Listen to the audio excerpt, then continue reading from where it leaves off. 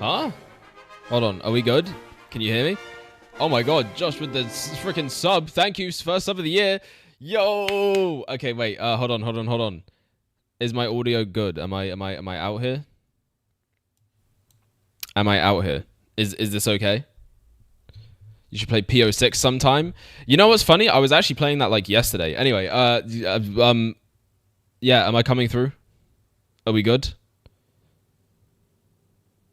Because my light is blue, and I don't know what that means.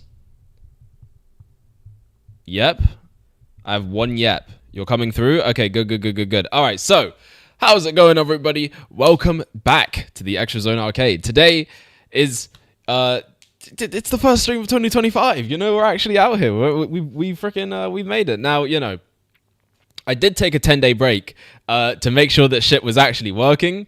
So that was so that didn't mean shit because we are 50 minutes late. But you know what? It's okay. Sometimes it's just one of those things where it's like there's just no freaking way I can know things are actually going to work until I actually hit go live. But we have everything figured out. We're all good.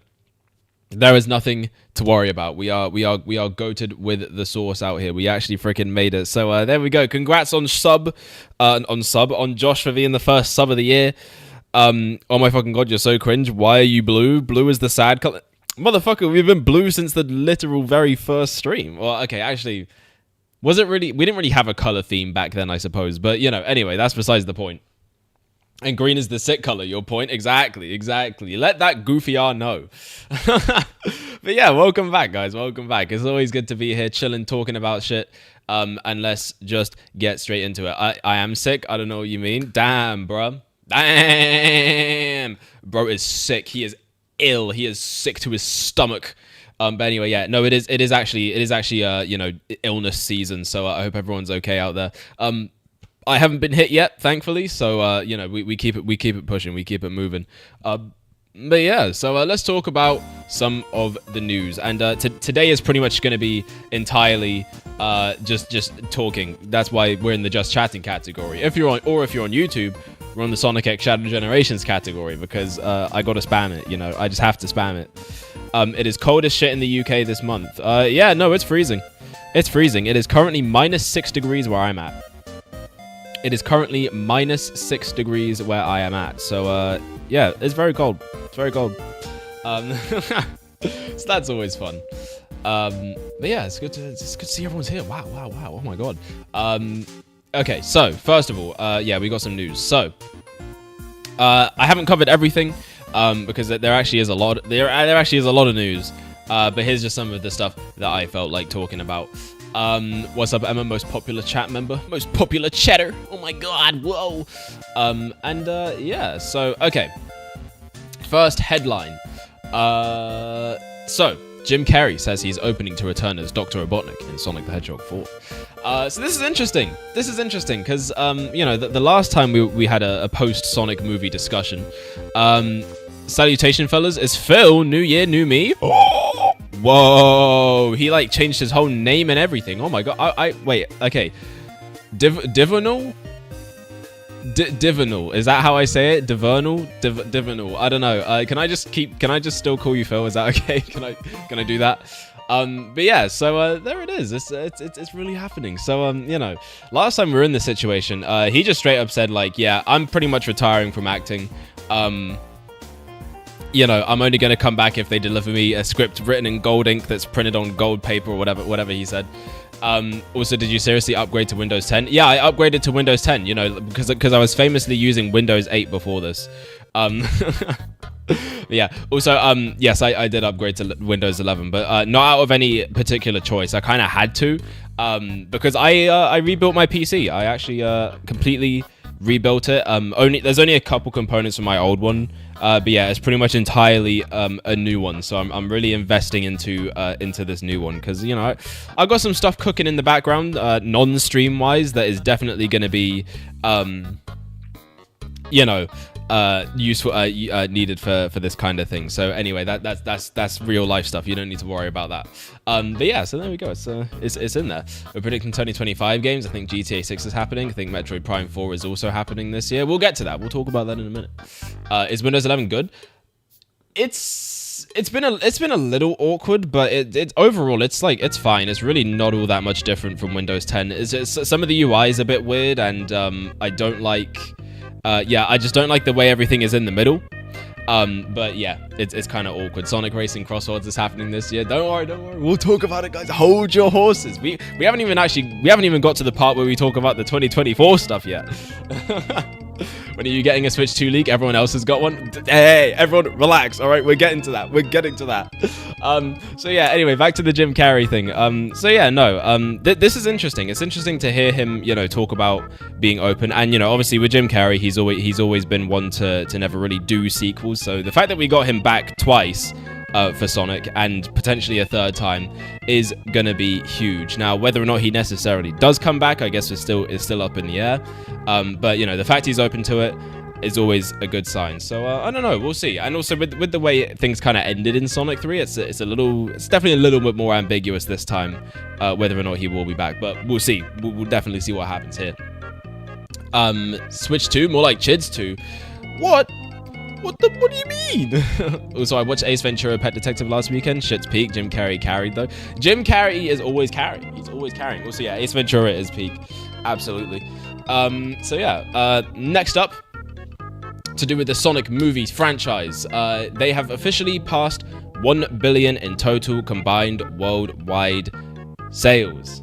Crazy. I think Sonic 3 just passed 300. What was it? I think they just passed like 330 million dollars at the box office, which is very good. I think it's surpassed Sonic 2 now in terms of like US openings. And this franchise, man, we keep growing. We're getting the big bucks out here. We're getting money with this franchise. So yeah, this is really wild, bro. I could have never predicted Sonic becoming $1 billion movie franchise, but here we are. Here we are. We made it, guys. Woo! Fuck you, Disney. Sonic 1. Hell yeah. Except, not really, but I still think we could pass Mufasa worldwide, because the thing we got to remember is Sonic is beating Mufasa in the US by quite a lot. Worldwide, that's not the case. But I do think it's possible. I do think it's still possible. Apparently, there's rumblings about them dropping the movie on digital on the 21st. So only having a month in theaters is definitely going to hurt those box office numbers. But I think when it comes to streaming and digital, and eventually when it gets released on disc and whatnot, those sales are going to go up even more, probably more than Mufasa. So this movie is definitely about to make more money for sure. And Disney has been crashing out over this. They have been crashing out big time over this. It's been really funny to watch. But yeah, so good shit. Sonic is doing great. I only watched 1/6 of the Sonic movies. 1/6?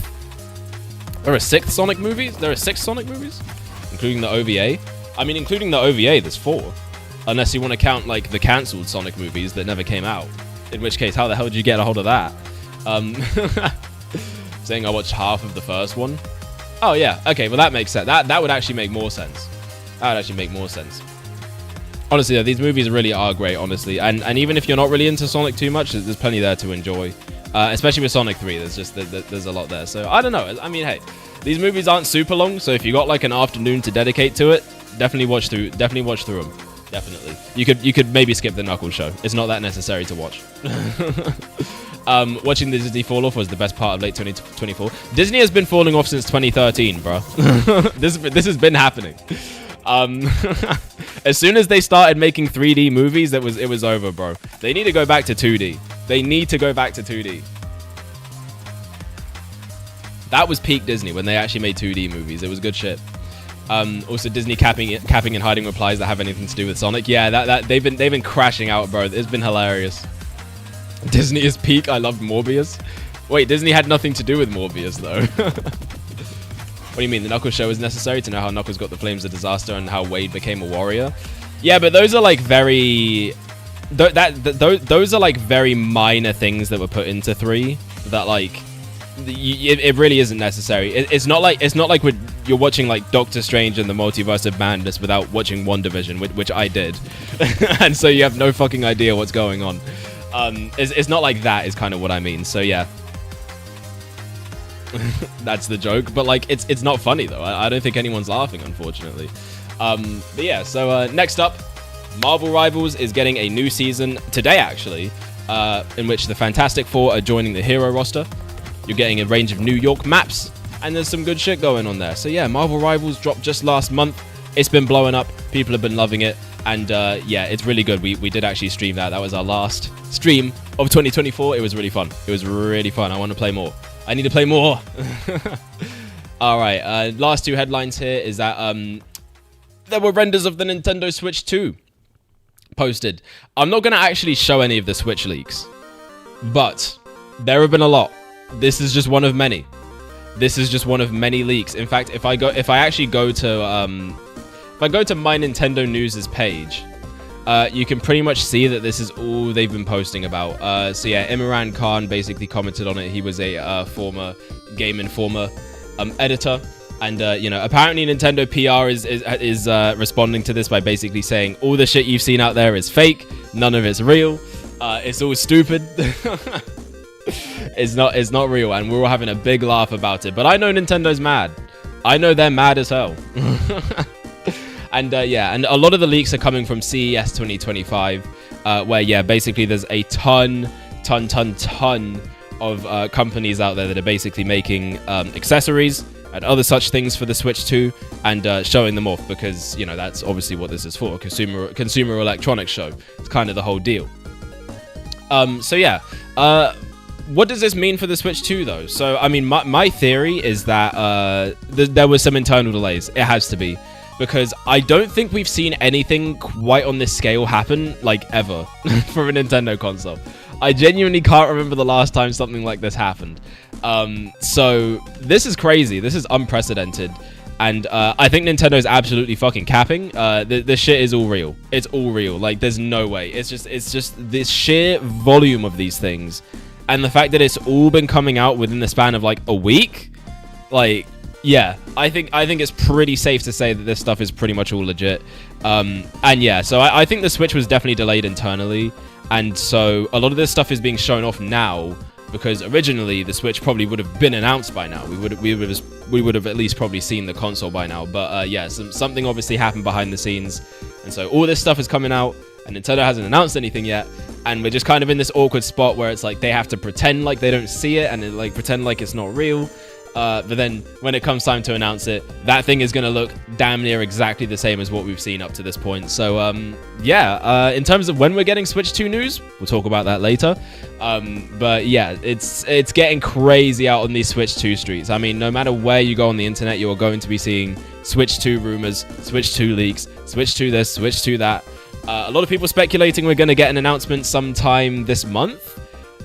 Personally, I'm betting on February. I'm betting on February personally, but I would be down to have a January presentation, just like we did back with the original Switch in 2017. So that'd be kind of fire.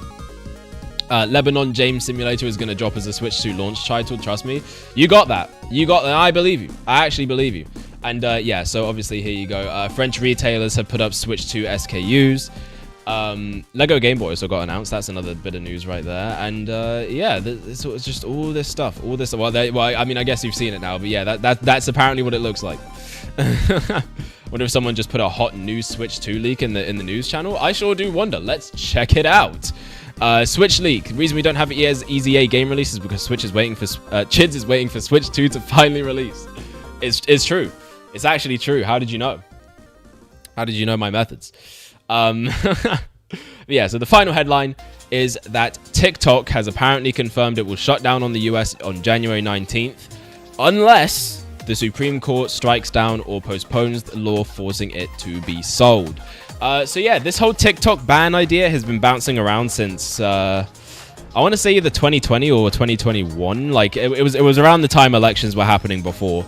There was a lot of talk about a TikTok ban, and then it got to a certain point, and then it just kind of stopped. And then it feels like around the same time every year, we get this thing come back up, like, oh, well, TikTok's gonna be banned, or there's gonna be banned in this country, or whatever. This time it's looking like it might be legit though. I mean, this is only a week from now, and yeah, it's definitely looking like it might happen. And obviously that coincides with the inauguration of you know who unfortunately is back in office somehow. I'm not going to pretend like I understand US politics, but what I definitely can't understand is how that guy managed to win again. But that's besides the point. What does this mean for us? Well, obviously, it means it's gonna be difficult for me to grow my platform on TikTok. I mean, it already is difficult because TikTok is just such a fast-paced platform. It is obviously very difficult to kind of find your voice in the sea of voices that people see, because, you know, it's not like YouTube where it's like you're on a lunch break and you can go to watch like one video from a creator you like. TikTok is like, you know, you can watch like 1,000 videos from people that you don't even know, because like, who the hell is looking at who made the video? You know what I mean? So it's always been difficult to grow on there, but the US is like the second biggest market for TikTok, behind China, I think. And yeah, that's a big viewer base that's going to go along with it. So yeah, that's pretty much what that means. It's going to be a lot more difficult to really get in there. And personally, before I would have been like, damn, TikTok is arse. Thank God it's going. But like, now that I actually use it, and now that I'm kind of hip to it, like, it definitely sucks. And obviously, I'm always going to be someone who wants more options. So, you know, obviously, having this being taken away definitely is very unfortunate. The TikTok ban scenario just goes to show that Congress is either really delusional or they're trying to get more people on shit like Facebook. Yeah, that's exactly what it is. That is, like, pretty much exactly what it is. Meta's also been kind of making moves politically. So... you know, that definitely could maybe have something to do with this. Again, not going to get too much into these kind of theories and whatnot. This is just a lot of the rumblings that I'm seeing. So that's kind of what it comes down to. But I guess speaking of Meta, no, I am not going to be on Facebook Shorts, but I might migrate, though. I might migrate the main kind of Shorts platform to Instagram, because obviously I have a Threads account now, which by proxy means I also have an Instagram account, but I'm not doing anything with that account. So you know, if you guys are on Instagram, I guess go follow the Extra Zone Arcade account on there, because we're probably going to be posting the TikToks as Reels after a certain point. I'll still post on TikTok, obviously, because it's not banned here in the UK. But I imagine if it's being banned in the US, that probably means the UK probably isn't all that far behind. So we'll see how that kind of progresses and develops. But yeah, I'll definitely make some headway on Instagram Reels in the meantime. Bro is on Threads. Yes, I am on Threads. Threads is like my primary platform now. I don't use Twitter anymore because it's Twitter.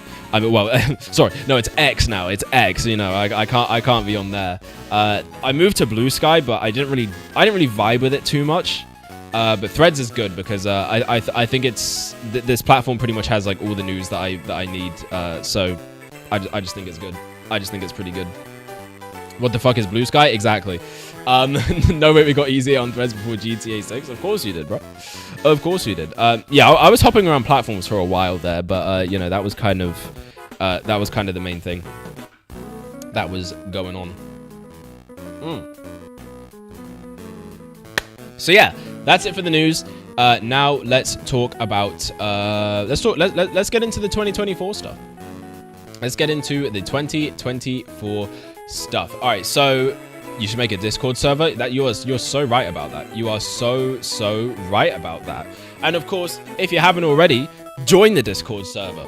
Go ahead, do it. I dare you. I actually triple dog dare you to join the Discord server. Let me see here.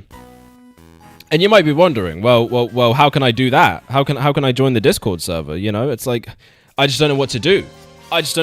Well, you can see right there that is the Discord link. All right. Actually, I don't know if that link is even correct.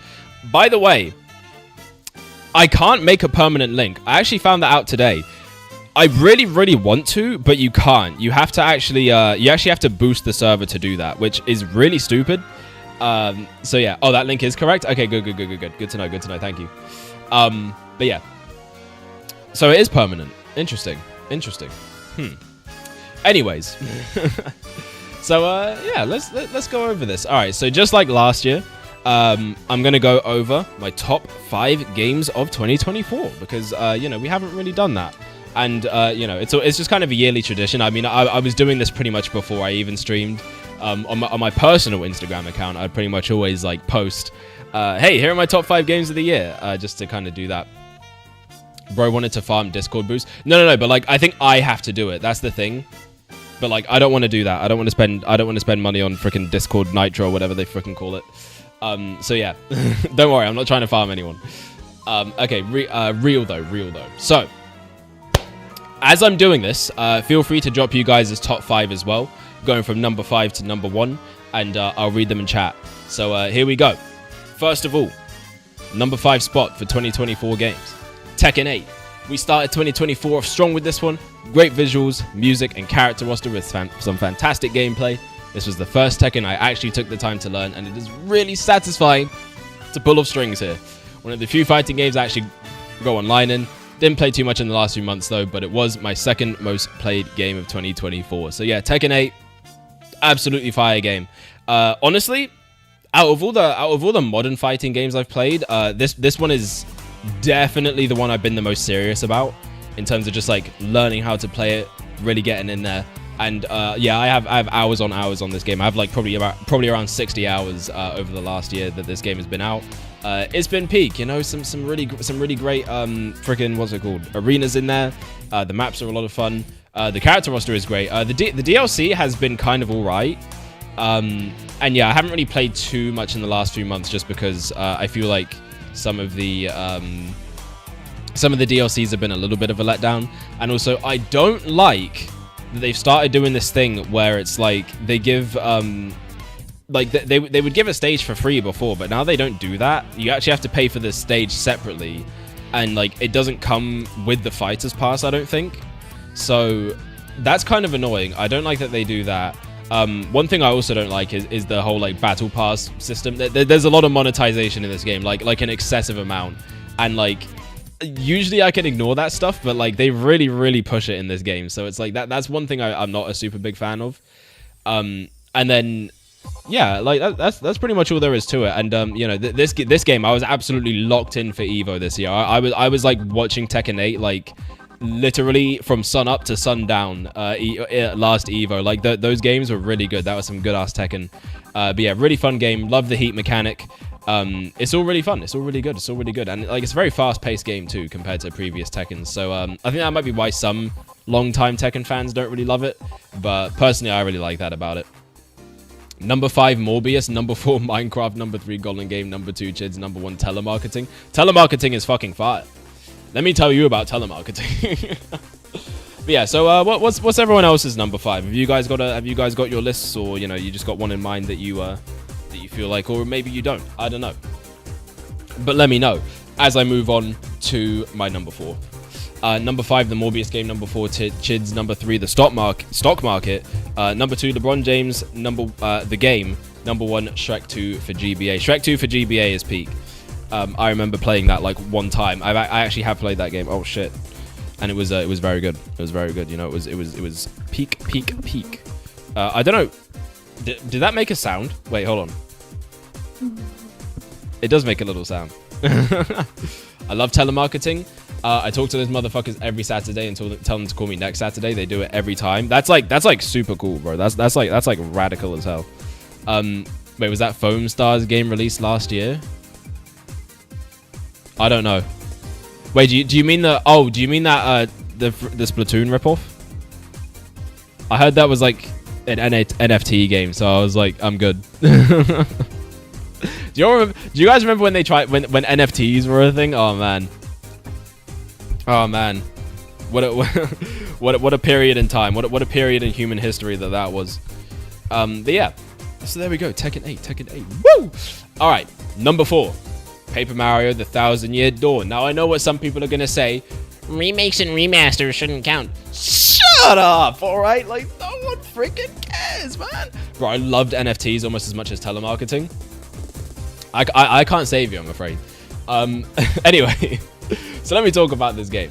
So yeah, as someone who always heard about how immaculate this game was and never getting to play it due to high resale prices on the GameCube, it was great finally having a way to experience it, actually, not re-experience it, because it was the first time I got to play it. Thousand Year Door is a peak Mario RPG, probably the best I've ever played. Good pacing, amazing story, super memorable party members that I wish could show up more. Battles are extremely fun, and the remade visuals on Switch are beautiful. Super Paper Mario when? So yeah, that's kind of my review of this game. You know, I actually didn't get to do a review for this one. I would have liked to, but I think at the time it was just very much a case where I was really trying to set up for the streams moving forward. So it's like I didn't really have a whole lot of time to dedicate to this and making a review and such, because at the time we were really transitioning the content. Maybe I should go back and do that at some point. But yeah, this game was amazing. This game was genuinely amazing. So the reason I never got around to playing it, some of you might know, some of you might not, is because this is one of those games where it's like I always wanted to experience it like in the most authentic way possible. Which is obviously, before the Switch port came out was to play it on the GameCube. Problem is, GameCube copies of this game are hella expensive. It's a little bit less now, actually, that the remake is out. But yeah, the resale prices were insane. You could not get this game for anything less than like $80. So I just was never able. I was just never able to do it. And it's like I don't want to emulate it because it's like I really want to have the full ass Paper Mario experience, because I'm like that sometimes. You know, I'm very particular about kind of how I experience games. So yeah, that was the reason I just never got to play it. And for years and years and years, I was always hearing about how amazing this game was. And in a way, it's like I was kind of scared, because it's like, what if this game isn't that good? Because that tends to happen with me, right? It's like a game will get hyped up as like the greatest fucking thing known to mankind, and then I play it, and then it's like, it's good, but it's like, this is not what I was kind of set up to believe it's gonna be. Thankfully, that was not the case with this game. This game absolutely is as fucking amazing as people claim it to be, and yeah, definitely play this shit, like absolutely. Even if you're not really that into RPGs, Mario RPGs just have this special way of doing things that like anyone can play them, like anyone can play and enjoy them, and this game is no different. It's great if you're just a casual first timer. It's great if you're kind of familiar with RPGs. Just an amazing game all around. Honestly, really great. Some of the best party members in any Mario RPG, and yeah, just a really great plot, really great visuals, amazing soundtrack. I did not mention that, but the soundtrack is absolutely peak. There are some earworms in this one, and yeah, 100% get this game. Seriously, I like you owe it to yourself to play it. I was gonna ask if anyone knows if it was any good or not. Oh yeah, no, I mean, I have no idea. I have no idea about Foam Stars. I don't know a lot about it. Actually, I lied. Shrek 2 GBA is number 0, the peak of the peak, and actual number 1 is telemarketing. Interesting. See, I see what you're getting at here. I see what you're getting at here. Does anyone actually have a list of 2024 games? Does anyone actually want to... Does anyone just want to do that, or just say your favorite, You know, so surely you guys played at least one game that came out last year, right? So yeah, there you go. There's Paper Mario: The Thousand Year Door. Oh yeah, also, seriously, Super Paper Mario. I need that needs to get a remake. It needs one like ASAP. Seriously, because that game I have played, and it is great. I just wish it wasn't stuck on the Wii. I need an HD Super Paper Mario, and I will be good to go. Switch 2, maybe. We'll see what happens. But like, yeah, we got to get that. We got to get a little bit of that. Yes, please. All right, number 3 for me is Super Mario Party Jamboree. Listen, this game is fucking fire, okay? We got a ton of Mario and Mario adjacent games this year, so I was eating. But specifically as a Mario Party enjoyer, I had a whole buffet. If you know, you know. See, now that's a bit of a reference. Let me explain it to you guys who don't know what the hell that means. You see, the development title for this game was Buffet. All right, so that's why I put that. It's a deep cut reference. No, I bet none of you knew that. So yeah. But yeah. Anyways, back to this freaking thing right here. Yeah. So Jamboree might be the best game in the series to date, and if not, the best since the GameCube days for sure. The boards are super dope and interesting on every revisit. Mini games are frantic and fun, and the extra modes are nothing to sleep on either. Mario Party is so back. My 3rd most played game. So yeah, this game I already have like 45 hours on since October. This Mario Party Jamboree is incredible, bro. Like, it's so fucking fun. And the thing I love about this game too is that we're back to like bullshit Mario Party, and I love it. I love when Mario Party is complete and utter horseshit. It's like that's when the series is at its peak. That's why the GameCube entries are the best. And it's like this one absolutely delivers for that. As a fan of those games, like Mario Party 5 and 6 are like actually peak gaming, and this is like actually as good as those, if not maybe better, just with all the modern enhancements and all the lessons learned from the last decade or so of Mario Party. And yeah, overall, just like a really amazingly fun party game. I will say, I just wish it seems like it didn't sell very well. So I'm just kind of hoping that at some point this game has an uptick and people really start playing it, because it's like I feel like I'm not seeing a lot of content around it, outside of like a couple YouTube channels, like Nintendo channels and whatnot, that I occasionally dabble in. And it's like I'm not really seeing too much like online presence for this game. I'm not really seeing people talking about it. And in terms of like sales, yeah, it doesn't seem like it's really doing the numbers that Mario Party Superstars, or especially Super Mario Party 2018 did. So you know, I just hope this game sells some more copies, man. People need to hop on this game. It's really good. It's really good. Trust me. But yeah, this game is like solid, really solid. And I think moving forward, like this is the kind of format I would like the Mario Parties to be in. Really big and expansive boards, tons of board events, really great mix of mini games. Also, having a mix of old and new mini games is probably the best way to do things moving forward. You know, I think a lot of us were expecting after Superstars to basically get Superstars 2, where they have like GameCube boards, and then there's like, you know, additional other mini games as well. But I think this way of doing it is probably a little bit better than that, because, you know, it's something they can really iterate on and innovate on. And with whatever the gimmicks are going to be on Switch 2, there's going to be some really interesting mini games. So just keep what you've got here and just expand on it. And like we have a great Mario Party series ahead of us, is what I think. But yeah, so Phil's favorite 2024 game was Epic Mickey Rebrushed, who grew up in hell and back with the OG games.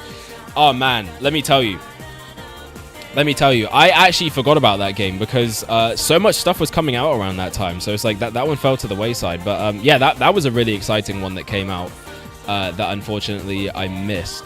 I also just didn't see anyone talking about it. It was another one of those games that just came out and just kind of like dropped off the face of the earth, which is strange to me, considering like how much of a cult following the original game has. So yeah, no, if you're saying it's good though, I mean, I'm definitely down to go back and dip in. But yeah, so that was just something I kind of missed. But yeah, we'll see what happens there.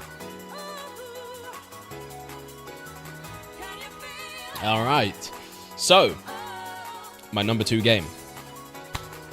It's got to be Astro Bot, bro. It's got to be Astro Bot. High key might be the best PlayStation exclusive ever. You know what? I'm gonna rephrase that. High key is the best PlayStation exclusive ever. This shit is gas. They absolutely deserve Game of the Year because it is a video game that remembers that they're supposed to be fun first and foremost. Read and weep, Wukong bros. Read and weep. But yeah, jokes aside, really can't wait to see what Asobi cooks up next.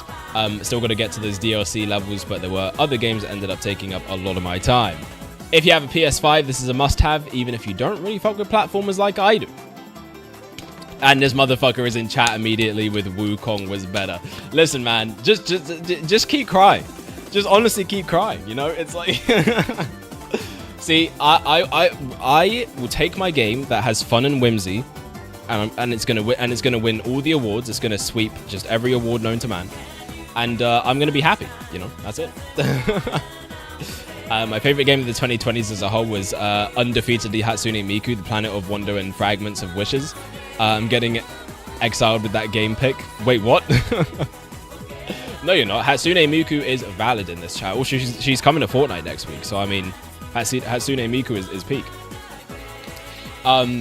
Also, we'll talk about our favorite games of the whole decade when we get to the final stream of 2029 or whatever. All right, we got a little while until we get there. Give it another 4 years before we do our game of the decade, because you know a lot can happen in that time. But yeah, anyway, back to Astro Bot. Just yeah, like, you know, it's a very simple 3D platformer, but I think it's with that simplicity that it brings such a level of like creativity and innovation that is really on par with Nintendo's like Mario games. Like it's genuinely just super impressive what this game managed to do, and also really turning Astrobot into like the new mascot for Sony, and probably just launching a whole franchise on its own. This game is like a big deal. It's a really big deal, and also, you know, this game kind of also was PlayStation's like 30th anniversary celebration game. So, you know, as you know, for PlayStation fans as well, this was just such a love letter to all those franchises. Obviously, the downside to that is that it reminds you of all these franchises that are also dead and no longer receiving, you know, new games. But it'd be that way. It's just nice to see them all there, and it's nice to just have it in such a well-crafted, just absolutely polished, and just amazingly fun experience. Like, they really cracked the code here, and it just they have the Nintendo sauce. Like, I don't know how they did it, but they have the Nintendo sauce. I remember playing that Astro's Playroom that came bundled with PS5 when that first came out, and you know, that was good. It was a solid little experience, but like, this is like a full-ass game where that one really isn't. And I think they really were able to shine with just how much ingenuity there really was in everything. You know, obviously there's no crazy plot or anything. It's all very basic. But that's just all you need, man. Like, you know, we're in an era where it's just like games are constantly trying to one up each other, and you know, in terms of who has the biggest scope or who has the most giga shits per megafart. But it's like, who gives a damn? It's like, just make a fucking fun game. Like. That's it, bro. That's all you need to do sometimes. And yeah, Team Asobi realized that and put out a game that is just the epitome of that. And yeah, it is absolutely peak. This is a 10 out of 10 video game. Definitely go play it if you haven't already. And yeah, or you know, or just, you know, buy. You know, if you don't have a PS5, man, just buy a PS5. Just simply buy the $500 video game console and the $50 game. Although, you know, you can get it on sale pretty easily now for like 30. And just do it. Just freaking do it, man. Like, there's no reason not to. All right, but that all being said, that was only my number 2 pick. So, you know, number 1 is Sonic X Shadow Generations. No surprise there. But yeah, so Astrobot would have taken my number 1 spot if it wasn't for this beauty of a package right here. The best Sonic game since Sonic Generations. The remaster is good, but the new Shadow campaign is the meat here, and it is the tastiest we've had in a long time. Fantastic level design and remixes, awesome bosses, fun new mechanics, and a heartbreakingly badass story. The Year of Shadow was peak, and it's thanks in large part to this incredible game. Also my most played game. Yeah, so this game I have like almost 90 hours on, because I'm just like that, man. I'm really just crazy like that. Just replaying the levels, like messing around with Shadow's new mechanics. It's all been just so much fun. This is probably the best control in any Boost Sonic game, like, today. It's better, like, it controls better than the original Generations, which is saying a lot, because like that game, especially while you're boosting, just has such a good feel to it. And they just managed to make it better. It's like they took all the best parts of Generations and Frontiers control and like a little bit of Forces in there, but not the bad parts, and really put it into like. Really just put it into this one gameplay style that like genuinely, like, you think by the sounds of that it wouldn't be good, but like it is. It's genuinely amazing. Like, this is like next to Frontiers and Adventure, this is like the best controlling 3D Sonic game I think we've ever gotten.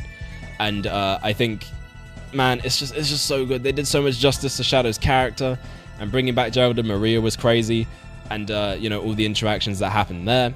The collectibles were also a lot of fun. The white space was great. You know, yes, even the freaking rocket that gives you jack shit. You know, it was a fun little thing, even though I wasted like 5 hours trying to find all those things. But yeah, just such an amazingly fun game, and like they really have cracked the code this time when it comes to making just amazing boost levels. Like, there's a good blend of cinematics.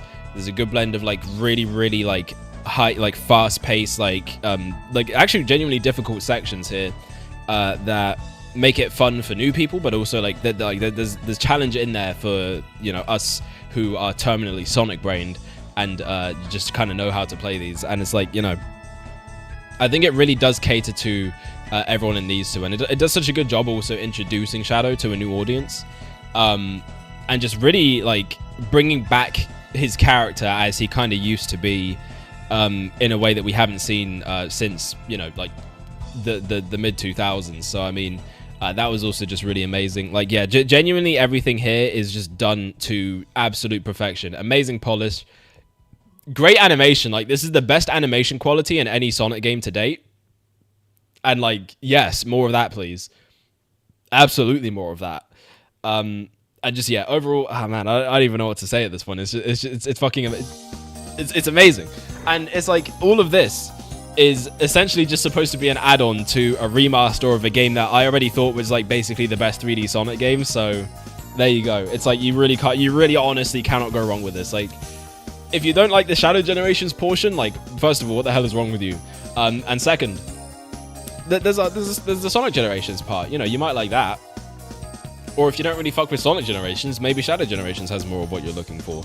And just you know, all the crazy stuff they brought back, like Black Doom being there, and really actually tying into the plot of Shadow 2005, I think is something that nobody expected, but worked out in such a good way. And just overall, it's a 10 out of 10. It's also a 10 out of 10. Like, this shit is just fire. Like, it's just straight up fire. Like, I don't even know what else to tell you. So yeah, that's pretty much gonna wrap it up here. I think that is pretty much gonna do it. But before I continue, let me do something real quick. Give me 1 second. Do you like the transition, by the way? How do we feel about the transition? Do we like it? Also, I don't know why this is like not correct. Let me just there we go. There you go. All right, is that good? I feel like that's good. All right, give me 1 sec here. But yeah, and you know, go ahead and let me know what your favorite games are gonna be for 2024.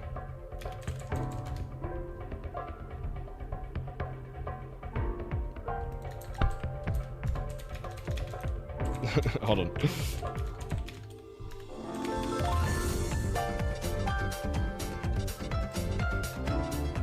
All right.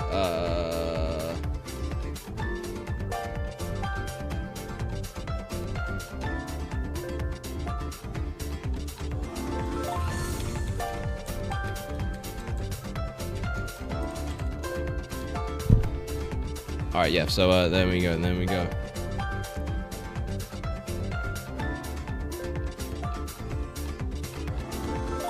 There we go. 89 out of 70 transition. Thank you. I appreciate that.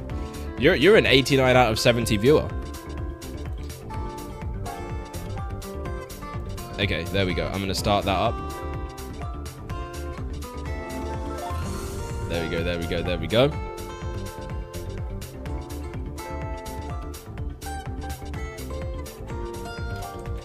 And yeah. So, you know, I have another thing to talk about too, just before we get onto like the next section. But I just wanna do something real quick. I just wanna do a little something real quick. Hello? Hello? Am I loud enough? Let me see here. Let me see here. Are you loud enough? With now my that's bad mic quality. Oh yeah. Yeah, it's real bad. But it's fine enough. It's just a cheap Xbox One. So I see. Also, okay, I guess I could maybe lower this. Anyway, chat, let me know if you can hear Emma well enough. She's on the call with me, and she's going to talk about what games she liked this year, because I think that would be fun. So yeah, do you have a top 5, top 3, or just a top 1? I really like the Mario Party Superstars. Oh, that didn't come out in 2024. Not Superstars. You meant Super Mario Party Jamboree. The greatest title for a video game ever, yes. Super Mario something something. Super duper. Yep, that's the next game. Super Party. Yes, it's true. It's actually going to be a Switch 2 launch title. That's right. What other games even came out? I know there was Marvel Rivals. There was the ones you had mentioned. But I haven't really played many of the ones that you said about. Well, that's okay, because we are about to do a tier list on all the games that came out in 2024. So everybody, let's freaking do this. All right, so this list here that I found has pretty much every game that came out this year. So we are going to go through them one by one, and we are going to rate them from this scale. So the best being Game of the Year, amazing, great, good, meh, crap, banished to hell, and who? Which is for games that nobody played. All right, so let's get it started. So, Astrobot. What do you think of Astrobot before I just straight up put it in Game of the Year, because that's where it belongs? I mean, I only played the Loco Roco mode, but that was amazing. So yes, it's peak because of that. You see, you know the vibe, okay? That right. That theme song will always be stuck in my head. It will. Okay, hold on. Let me. Oh my god, you're a nerd. No, you. Literally, no, you. Oh, also, can I not just? Okay. All right. Fine. Whatever. Okay. So yeah, Astrobot is in Game of the Year then. Great. Awesome. No, I'm cool. You're a nerd. Absolutely freaking not. Tekken 8. I'm gonna guess I'm probably the only one that played Tekken 8. Actually, no, you played Tekken 8 with me, Emma. How did you feel about it?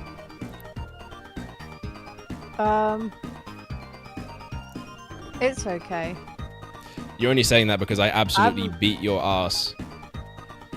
Yeah, because you're there like going crazy with the controls, doing like the online mode and like practicing and whatnot, and then you're like, hey, you wanna play? And then I'm there, no knowledge of what the heck to do, and then I'll get defeated in like less than a minute because you're going crazy and I'm just there like, how do I jump?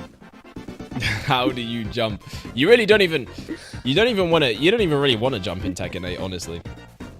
I'm not a nerd. Anyways, Emma, what do you think about Tekken 8? Listen, Tekken 8 is a real motherfucker's game. Listen, man, do you want to talk about actual nerd games? Let's talk about freaking Black Myth Wukong. Meh. Anyway. Yeah, so Tekken 8 goes in... Tekken 8, I don't think it's amazing. I don't think it's, like, amazing. I think, like... Again, the DLC definitely could be better, but I think, like, top of great is a good ranking for it. You didn't play Wukong because you're scared of hard... Literally, Tekken 8 is a hard game, bro. Literally, Tekken 8 is a hard game. Hop off me. Alright, but yeah, no, just like when it comes to Tekken, like definitely all the things I said before, just like it's just really fun, man. It's just really great. Great evolution of the gameplay series. Really like the new mechanics added. Great character roster. Again, just could be better with the DLC and a little bit less of the monetization bullshit that is kind of very present in it. Other than that, it's a fun one. So yeah, next up is Final Fantasy VII Rebirth. Did anyone play this? Nope. No, you didn't. Yeah, I don't know if we got any, I don't think we have any Final Fantasy heads in here. I'll be honest. I don't think we do. So I'll throw that in here. By the way, if I put a game in Who and then it turns out that is one you've played in chat, let me know. And I will rank it according to how you feel about it. Also, you know what? I will be fair to Wukong. I will be fair to Wukong. It is probably a good game. It is probably a good... I will put it in good. I will put it in good. It's probably not that bad, but I just think it's like... I think it's hilarious the way people reacted. Like, some of these dudes actually got so mad that it didn't win. And it's just like, come on, man. Like, the game had like a freaking 78 on Metacritic. Like, it was never gonna win. That game was not gonna win shit. Like a Dragon Infinite Wealth. That actually should have been nominated, but it really wasn't for some reason. I didn't get to play it. I actually didn't get to play it because I'm still catching up on Yakuza. And it seems it won Steam Game of the Year. That award does not mean anything. I'll be the first to tell you that award literally does not mean shit. Like, anyone can just vote for anything there. You can make like 5 accounts to vote for something. It really like it's a participation award at best. But yeah. Anyone play Like a Dragon? I don't think so. Because a lot of you guys are not Yakuza heads for some reason. You need to fix that immediately. I did not play Call of Duty Black Ops 6. Did anyone else? No. Nope. Okay, it's going into the hoot here. Alright, Helldivers 2. Also did not play this. The new COD was good? It was good? Also did not. Fair enough. Fair enough. How about Helldivers 2? Anyone play that? No. This game popped off at one point. Also good? Okay. Alright. Space Marine 2. Who? I don't even know what this is. I'll keep it a buck. I have no idea. Oh my god, they really want me to freaking book some hotels, bro. What is this? Space Marine is aight. Fair enough. Fair enough. Is this Dragon Age Veilguard? Has my PFP changed? No. It has not. Not for me. I don't think it updates until... At least on here, it doesn't update until after the stream is done. Dragon Age is cringe. It's cringe? Okay, so like crap? Meh? Like what kind of rating is this that we're talking about here? I know the Suicide Squad was bad, so I mean, I don't know, but like I would just put it in no one played because I'm assuming no one would have played it. Princess Peach Showtime. Let me talk about that one actually. This game was fun. This game was fun. Suicide Squad was played by absolutely no one. Yeah, Princess Peach Showtime is definitely fun. It was one of those games where it's like, see, it's not like Astro Bot. Like Princess Peach Showtime is like simple, but I feel like it's almost too simple. And I feel like it doesn't have that level of it doesn't have that level of like inventiveness that I feel like Nintendo usually does. And I feel like with the premise, the game could have done a lot more with it. So I don't know. Like it's definitely a good game, but it's like solidly good. I wouldn't say it's like great or amazing. But it was a fun time. Is it something I would go back to? Probably not.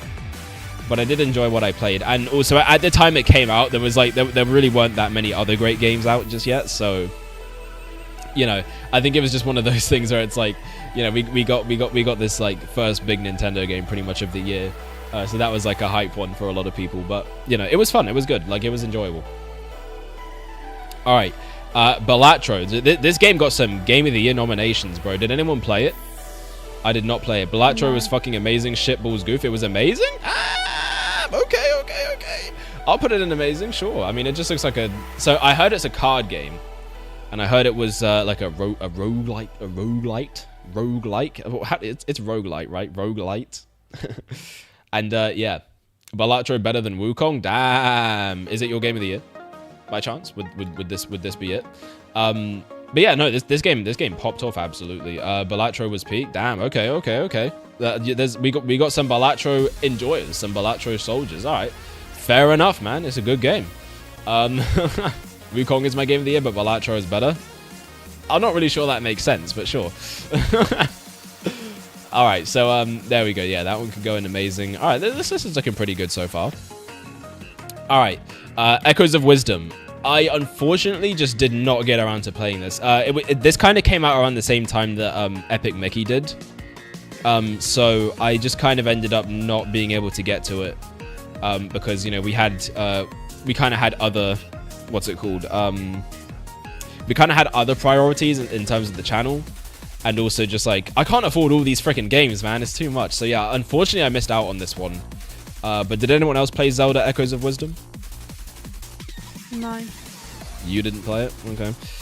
you played like 4 games this year. That's like not true. I played like a lot of these actually. Also, I'm sorry that I'm not freaking made of money, bro. If I could play more than if I could play more games, I would. But goddamn. Also, you might have noticed that unlike last year, I didn't do a best games of the year that best games I played this year that like didn't come out in that year. That's because I barely played games off stream this year. I'll be honest, like I just didn't. I just straight up didn't. It's because I was either too busy streaming or I was too busy like making videos and stuff. So it's like I just never had time. I just never ever had time. All right, so I'm guessing no one played Echoes of Wisdom, so that's kind of unfortunate. I would have liked to actually put it somewhere, but you know, it is what it is. I guess not everyone got around to it. Dragon's Dogma 2. Did anyone play it? Dogma balls. Nope. This game was pretty big for a while. Meh? Okay. Like above Dragon Age meh or below Dragon Age meh? we got the Dragon games in here. But there is another Dragon game that is going to be going in the amazing tier. Alright, Stellar Blade. We have the first of many of the Goon games. There were a lot of Goon games released in 2024. Like, I gotta say, 2024 was a massive year for Gooners, bro. The Gooners were gooning this year. Let me freaking tell you, man. Oh my goodness. And this was like this was the one that started it all. Yeah, I don't know if anyone played this one. Stellar Blade, love it. Haven't played it. All right, great. No one played it. I don't get what you were meaning by all that, but I'm too afraid to ask. You know exactly what I'm talking about. No, I don't. You know what though? I actually I genuinely never saw gameplay of this game. I never saw gameplay of this game. All I saw people talking about was like jiggle physics, and that's it. Is that like maybe this game is actually really good, but you wouldn't know it. All right. Star Wars Outlaws. Does anyone? No one here cares about Star Wars, right? Can we all just like stop that? I was gonna say, does anyone here actually play any Star Wars? Let's be real. In big 2025, no one gives a fuck about Star Wars. Outlaws was meh. All right, got it. Thank you. Stellar Blade is a Gooner game, Emma. It is Hot Woman with a Sword. Also, apparently, it is fun to play. Okay, fair enough. I mean, you know, to each his own. Me personally, though, I like, you know, I don't know. I don't know. And that won't be the only Goon game that we get to today. All right, Skull and Bones. Oh, is this the Indiana Jones game? Did anyone play this? Also, I think we're in ads. Are we in ads? I think we may be in ads. Before. Damn, bro. Shit, bro. All right, let me wait a minute. Let me wait a minute while the ads roll. Skull and Bones was a Ubisoft quadruple A game, the meme one. Oh yeah, it was that one. See, I honestly, I didn't even know this came out. I'll keep it a buck. I actually had no idea this even dropped. Skull and Bones is pretty good. Okay, all right, fair enough, man. Fair enough. Should I order these? I'll put Black Ops 6 next to Princess Peach. I'll put Helldivers next to... Wukong can stay in the middle. We'll do Helldivers 2 and we'll do Skull and Bones at the bottom of good. There we go. Alright. I think everyone can agree with that. Alright, so... oh. My action figures keep falling off my shelf, bro. I got the new Sonic movie action figures. They're really good, by the way. I love them. They are so good. They're super posable and really cool. Not putting Wukong in great is crazy. It's because, like... Okay, if we're like... looking at it, if we're like really looking at it, like I just don't know, man. It's like the game like didn't even review all that well, so it's like I don't know. I just don't see it. I just don't see it, and I feel like a lot of people are not going to agree with that.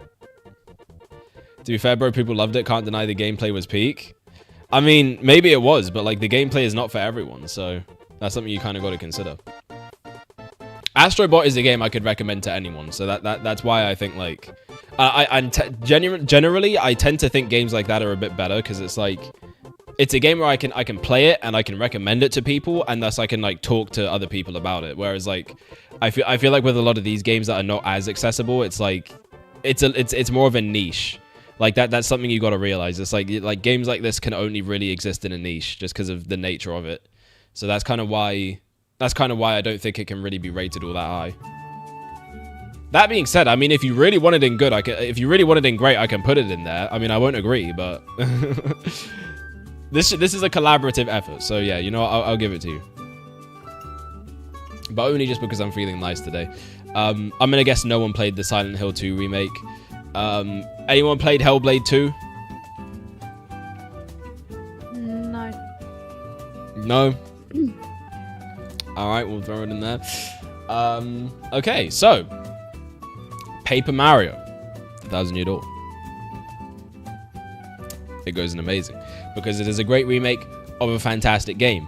Talked about it just a minute ago, and yeah, obviously, yeah, Paper Mario fucks, bro. Paper Mario is just straight up peak. All right, I hope whatever the next Paper Mario game is. First of all, I hope that we, like I said earlier, I hope we get Super Paper Mario remake, but also, please, just let the next Paper Mario game kind of go back to the roots, because I think we were getting there with Origami King, but like after playing Thousand Year Door, it's like, yeah, they need to lock in and like kind of build off of this, because this is where it's actually at. This is where it's genuinely actually at. You know, they don't need to do all this crazy shit. All right, so what's it called? What is this? The Great Circle? Is that what this game is? I think another 2.5D Paper Mario, like Super Paper Mario, can change the franchise as a whole in a pretty good way. Yeah, that's what I'm like. Honestly, man, like go back to either that or just like 64 or Thousand Year Door style, and like we'd be so much better off. I feel, and I think people would be less divided about Paper Mario as a whole. My guess is no one probably played this. I think Sticker Star 2. I think you're nuts. All right, so Persona 3 Reload. I know some of you guys. I know a couple of you guys are Persona heads in here. I don't know if any of those Persona heads are necessarily in the chat though. But if you are, speak now and tell us what you thought of Persona 3 Reload, and we will put it in that tier. For now, it will go in no one played, because I'm just gonna have to assume that nobody else probably played it. Yeah, whoa. Oh, I played P3R. It's amazing. All right, thank you. There it goes, and amazing. Again, can't really talk on it. I'm not Persona pilled yet. I'm just simply not Persona pilled yet. I played like maybe 8-ish hours of Persona 5. I got past the first what's it called? Palace. They call them palaces, right? I don't know. I just didn't really vibe with it. I didn't really vibe with the gameplay. Maybe I should check out 3. Get Persona pilled, then we can talk. Maybe. We'll see what goes down. Next, Rise of the Ronin. Did anyone play this one? I can only play Balatro. The Persona has a Joker though. You know, Balatro has a Joker. Persona also has one. It's like the same thing. You know, you'll be right at home. You will be right at home. Oh my god. Balatro has 150 Jokers. Damn, that's like more than Persona has. That's actually crazy. It might be better, low key. Yeah, all right. I'm guessing no one played this one. Anyone play Metaphor? This was a big release this year. Metaphor was huge. People were like hella hyped for this one. There was a lot of. I was seeing this game everywhere. Batman hates Balatro. Why does he hate it? Is he stupid? Because is he stupid? The Jokers. Oh, I see. That makes sense. No, yeah. Why did I not process that? All right. Yeah, no one played Metaphor. All right, good. The First Descendant. There's absolutely no way anyone played that. Marvel Rivals. I'm gonna put it in great because it is really fun. I just haven't played enough of it. But it is very fun. I do think it can get a bit repetitive. at least from what I played. I don't know if there's more modes beyond like what I had streamed. But yeah, it does get just a tad bit repetitive. So I think that's kind of the thing keeping it out of amazing. But everything else is really great about it. Like, you know, the visuals are amazing. I love the pre-fight character dialogue and whatnot. Some of the game modes they do have in there are actually really fun. And just the mechanics overall are just really great. And I feel like it's very balanced. Like, it's surprisingly very balanced for the kind of game that it is. Like, it's shocking how they managed to do it. But yeah, really amazing team-based shooter. Well, shooter in quotation marks. Because, you know, there are actually a lot of characters that don't shoot. And yet, again, it's like they managed to actually really balance that out in such a good way. That it never feels like if you are using a character who doesn't shoot that you're at a massive disadvantage, or the other way around. And it's just like, yeah, overall just really fun. Just again, great aesthetics, fantastic gameplay. I you know, it's one of those games that can really be just absolutely built upon and just made like better and better with more updates. I mean, already we're getting new characters and maps to vary things up, so that's always nice. And yeah, this thing seems to be having a good roadmap ahead of it. So yeah, I don't know. I'd be inclined to put it higher. I just haven't gotten to play too much of it yet. So I think that's where it will go for now. Emma, what do you think? I mean, I haven't played too much of it either. Because when I first went to play it, there was just You're very quiet. People, like, when I first tried playing it, there was a lot of very sweaty people. When I played it with you though, it seemed to be not so bad. But outside those 2 times, I haven't really played it, so I think I agree with your placing. Yeah, it's not too bad. And also because the game is new, it's like a lot of people are still learning it, so I think that also helps to contribute to it. The atmosphere, not the atmosphere, but the I guess the atmosphere not being too bad. All right, so Super Mario Party Jamboree. See, we're getting into more of the games I've actually played now. Super Mario Party Jamboree, amazing, fantastic, great Mario Party game. I really like this one. Again, for all the reasons I said before. Emma also already has given her reasons for this one, but yeah, no, this game is great. This game is genuinely freaking goated. All right, is good shit. Animal Well. This was the donkey game, right? This was the donkey game that from his new company. Did anyone get to play this one? Because I did not. No. But apparently it is like a 10 out of 10 peak game that will change your life. So I don't know. Did anyone get to check this one out? If not, it will go straight into the hood here.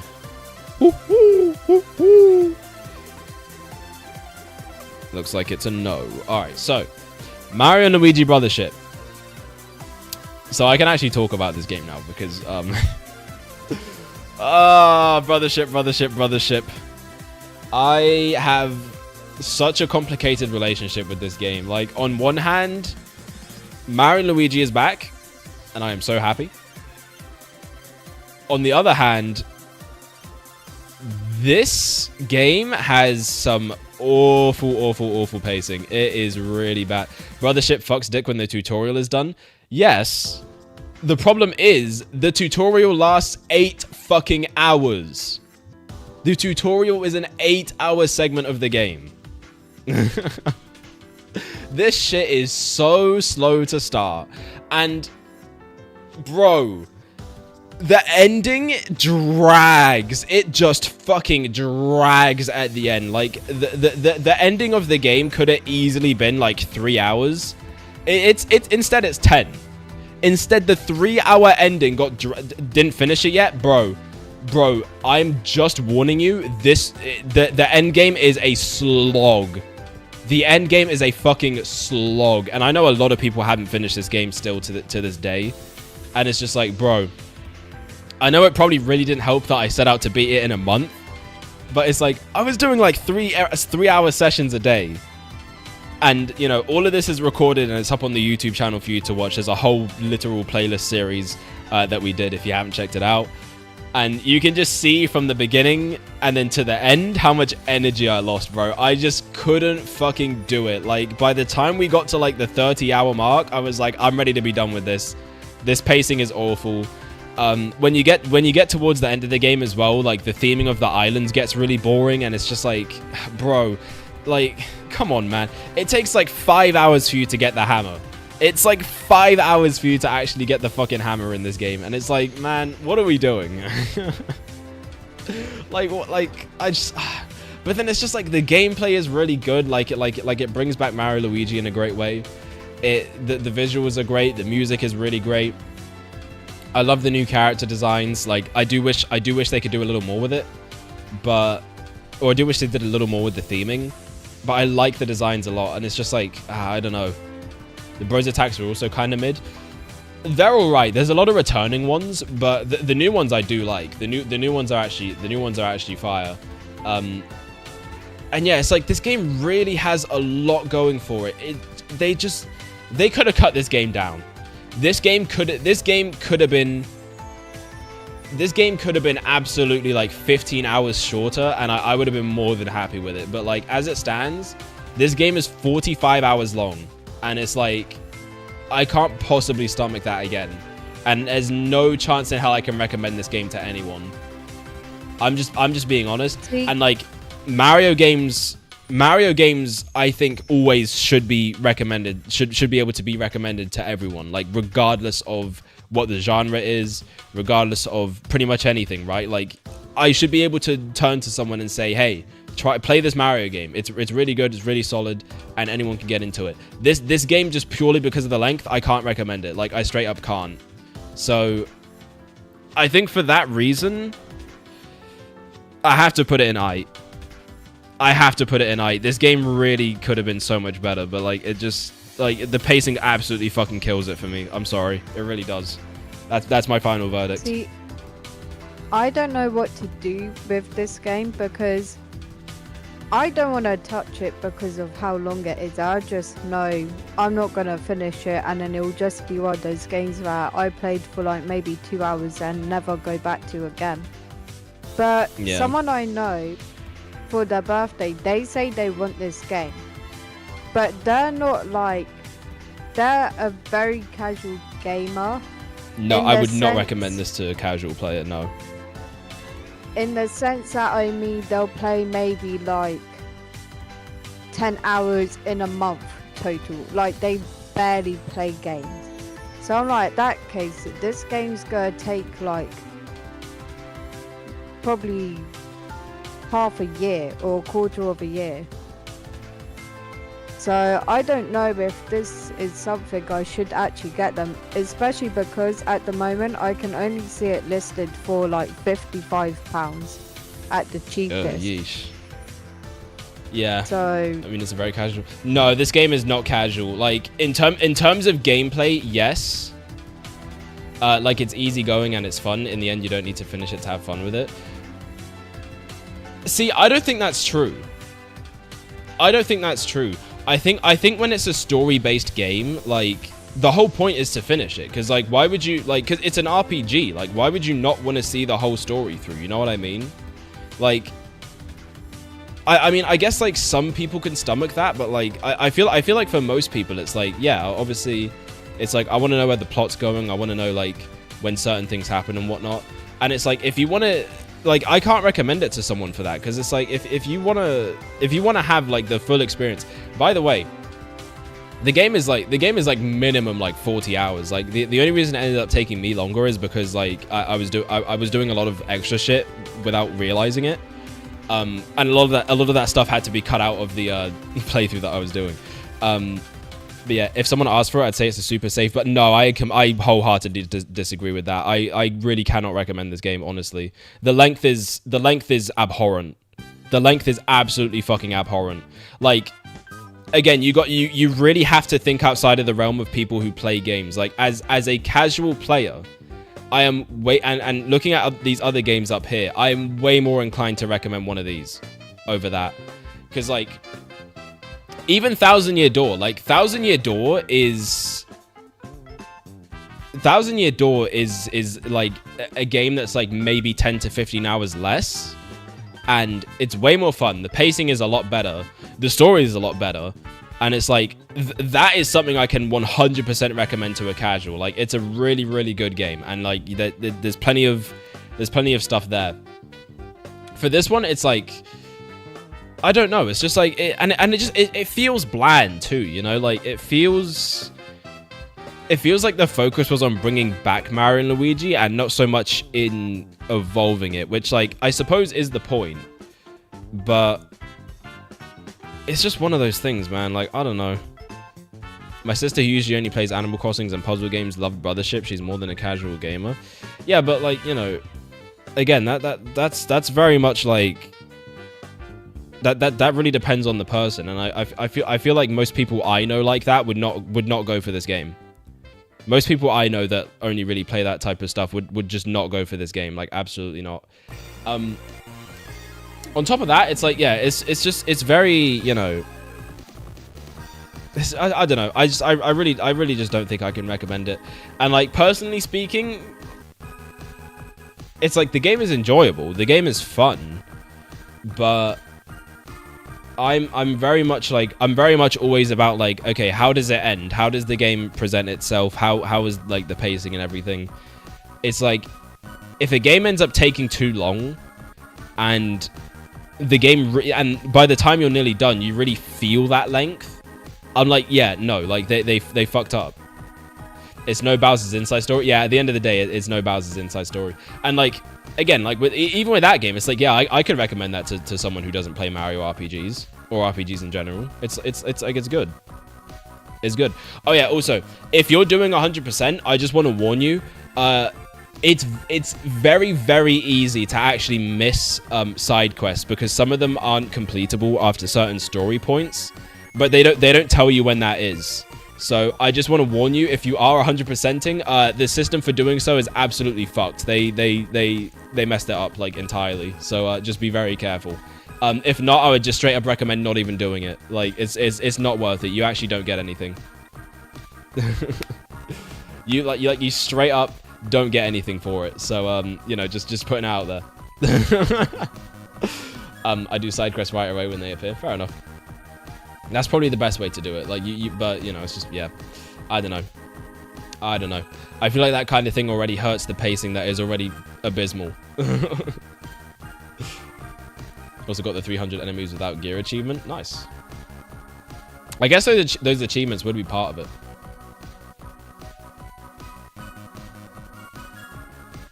Oh my god. But let's talk about a game I did enjoy.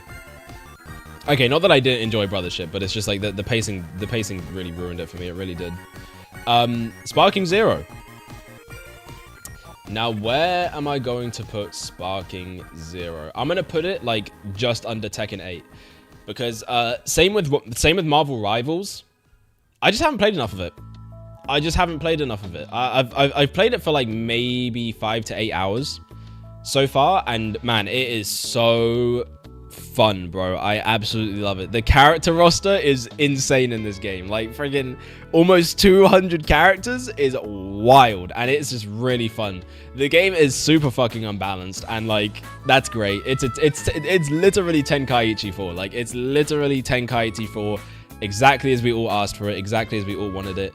And this game is just immaculate, man. Like, honestly, the visuals are great. The thing is with the visuals, though, I don't know where I'm at with it. Like, I don't know if I think it's better than Fighters. I feel like it's at least maybe on the same level. But like, Fighters obviously looks amazing, because that's an ArcSys game, and ArcSys knows how to cook with anime visuals. But Sparking Zero, it's like almost there. It's like almost there. Some of the cinematics actually look almost as good as Fighters does, which is like really impressive for a 3D game. Like this is. Obviously, Fighters being 2D.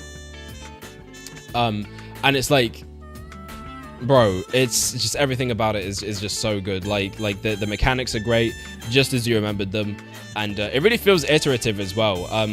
And Perception as a mechanic, as annoying as it can be sometimes, was a pretty cool addition that really does make it feel like a full-on anime Dragon Ball fight.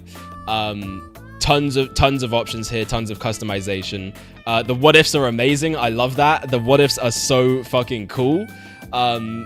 that was such a great addition, because like what ifs have always been such a big thing in like the Dragon Ball community, that having that actually in as a game mode, where you know you can go through a character episode and then it's like, oh, you get to the part where Vegeta is attacking Earth, and then he goes Great Ape and everything, but instead of Krillin dying to Frieza on Namek, he dies to Vegeta in his ape form, and then that's when Goku goes Super Saiyan instead, and it's like stuff like that, and that's just really fucking cool to me. I absolutely love that. And you know, one of my favorites actually was the Gohan Black. They actually did freaking Gohan Black, which was like really freaking cool to see. I love that. I love that. That was so good that we finally actually got to see that fully realized. That was so freaking cool. That was so freaking cool. Dragon Ball Sparking Zero is definitely peak. Is it as good as Tekken 8 in terms of just pure fighting? Personally, I don't think so, but I think what it does, it absolutely is amazing at, and I can't wait to see what more they add to this game. Really, honestly, I don't even know what they could add. Just more characters. Just more characters. That's pretty much it. That is pretty much it. Anyways, bye. Oh man, he's out. Well, see you next time. Oh yeah, we're back Monday. We're back Monday, so don't you worry about it. More streams coming.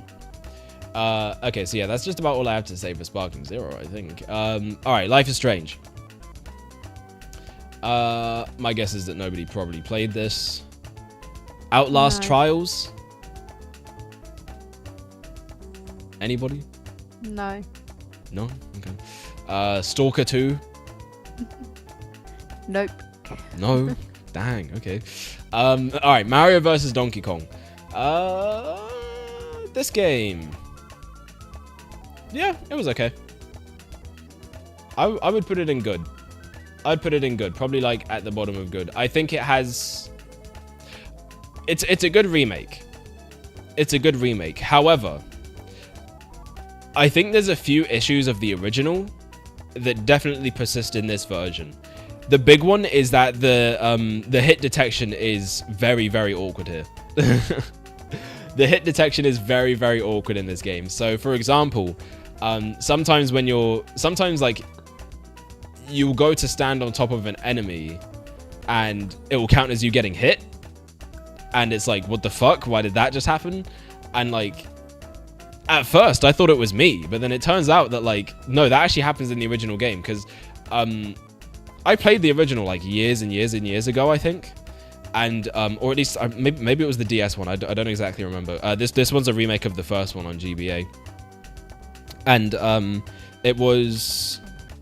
I don't remember it being like that. I didn't remember it being like that. But then, yeah, it's like I was kind of looking at some of the opinions and reviews for this game, and I saw other people mentioning the hit detection, and that apparently it was also like that in the original.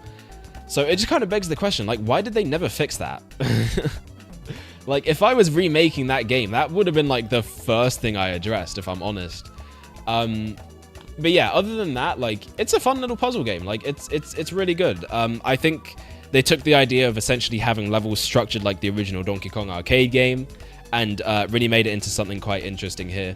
There was also some additional content for this game, which basically included some harder levels, I believe. And I don't know if I ever got around to those, but I definitely beat the main game. And yeah, it was, you know, it was good. It was good. It was definitely challenging. It was definitely a pretty challenging game, especially close to the end. It kind of caught me off guard, actually. I was surprised by that.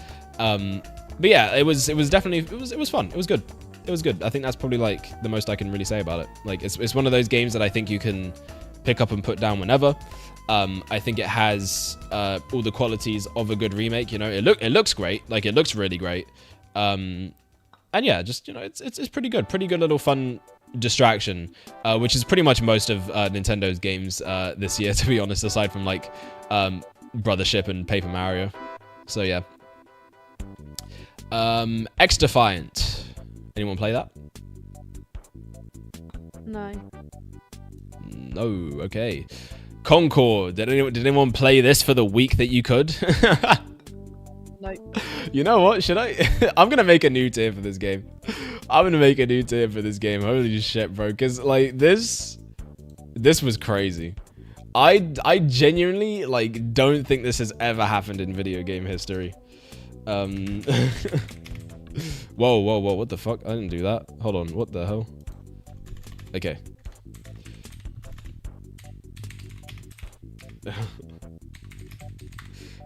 There we go. Shut down in 1 week. Yeah, there we go. There goes Concord, bro. Listen, man. What the fuck happened here? What the fuck happened here, bro? This game came out like I remember when they actually revealed this. We were streaming the it was the Summer Game Fest, right? Was it the Summer Game Fest or the PlayStation Showcase? Do you remember? I can't remember. Yeah, I don't know, but like it was one of those, and I just remember everyone in chat was just clowning on this shit, and all over the internet people were clowning on this, and like they were really hyping it up to be like the next big PlayStation IP, and then it came out, and then nobody played it, and it even had a physical release, and then the game shut down like a week after it launched. So, yeah. Concord, good game. So if you buy a physical copy of this game, it actually just straight up like you can't use it. You can't. You bought like a $40 paperweight essentially. So you know, that's unfortunate. But it's just one of those things, man. It's like you look at games like this, and it's just like, is this really where like this AAA live service game shit is really going? Like, is this what we're doing now? It just gets to a certain point, man, where we gotta look inwards and just think like, how can we possibly go lower than this? And it's just like, I don't think we can. This game is easily gonna be like, this game is easily making the bottom of the list, bro. Resale value on physical release would go crazy. It absolutely would. Considering this game is just not even playable anymore, like those physical copies are gonna go insane. What's up, Boss Riptor? Yeah. We are ranking all of the 2024 games that released currently. We're now up to Power World, and so I did not play Power World. What I will say, though, is that if anyone ranks this game above crap, you're getting banned. Hi, Boss Bro. Riptor. Emma, did you play Power World? No, I didn't touch You it. didn't play it. Okay. Nope. Did anyone here actually play Power World? I mean, at least one of you guys probably did, right? Wow. Let's take a look at the list so far. This is what we got. Stop it. Don't you dare. But yeah, so did no one here actually play it? I guess we'll put it in no one played. Damn. The casting of Frank Stone. What even is this? No one played that. Lego Horizon Adventure. No, I didn't play it. You played it, Frank Stone. What did you think? I said do I you mean, didn't play it. No, not you, Boss Riptor. I did not. Oh, okay. It was heat for a bit. Okay. I guess I'll put it in good then. Fair enough. But there we go. All right. Did anyone play Lego Horizon? I'm doing okay. No Lego Horizon. No, plans? I didn't play. Okay. All right. Good. Prince of Persia: The Lost Crown. I actually did play this one. This game was pretty good. This game was pretty fun. In fact, I'd actually put it in great. Because this game is a really good Metroidvania type game here. And honestly, it is genuinely, it surprised me. Like, this is probably the best Ubisoft game in like 15 years. This is the best Ubisoft game in like 15 years, bro. Like, they actually did it. They made a good game that isn't just full of microtransactions and other bullshit. Like, you can just fucking play the game and have fun. And it was really good. Like, it was fun. It was challenging. The story was pretty good. I like all the abilities you get in there. This one was absolutely gas. It was very fun. Actually. I'm actually inclined to put it... actually, no, I'll keep it at the bottom of great. Actually, I'll put it above Wukong just because I didn't play that one. But, you know, you guys wanted it up there. Sonic X Shadow Generation is going to be at the bottom. No. But yeah, no, this game was really good. Prince of Persia, 100% recommend checking it out. If you like Metroidvanias, definitely go for it. It's pretty much playable on everything, so you know you got nothing to worry about there. All right, Alone in the Dark. Anyone play this? Alone in the Dark takers, are you there? Wow, I guess the Alone in the Dark fans really are alone in the dark because no one fucking played it. So, Foam Stars. Okay, Emma, you mentioned this one earlier, right? But my guess is that nobody played it. I haven't played it. Great. Another Crab's Treasure. Also going to assume nobody played this. DRDR. No, I haven't played it. I installed another Crab's Treasure, but never got to play it. Oh, you did? Heat? Wait, another crab? You want another crab up? Where should it go? Where do you want it? Oh my god. Oh fuck, what did I do? Did I break it? What the fuck happened? High tier? Okay, I'll put it in great. Sure, there you go. Alright, so this is Dead Rising Deluxe Remaster. For a Souls-like, it's a Souls-like. I thought this would be like a platformer. What the fuck? Okay, interesting. Yeah, did anyone play Dead Rising Deluxe Remaster? I haven't played the original Dead Rising actually. I haven't played Dead Rising. Period. Is this series good? Maybe I should check it out. I don't know. It looks like something I might like. Maybe. It looks pretty goofy. Okay. Yeah, this looks like a no. No one played Endless Ocean. No one fucking played that. Penny's Big Breakaway. I always forget this game came out. And honestly, it's because it's kind of just alright. It's kind of just very okay. Like, bro. I'm not gonna lie, I was pretty bro, what are these ads, man? I'm not gonna lie, I was pretty disappointed with this game. Because, like, this was supposed to be the big game from the Sonic Mania team. You know, this was supposed to be their big debut game, and it just kind of like, I don't know, man. It just kind of wasn't really. It just kind of wasn't really it. It just kind of wasn't really it. Like, you know, the movement. The movement was kind of weird, but I think once you got used to it, it was really fun, and you could go really fast. There was a lot of really neat gameplay in there. I think what kind of lets it down is that the game has a kind of a weird identity. Like the visuals look kind of strange. The soundtrack isn't really all that great. It's because someone played Star Wars Outlaws, so there might be someone who played Star Wars Hunters. There are no Star Wars Hunters players. All right, great. Fuck Hunters. That game is crap. Okay, great. It's going in the crap tier.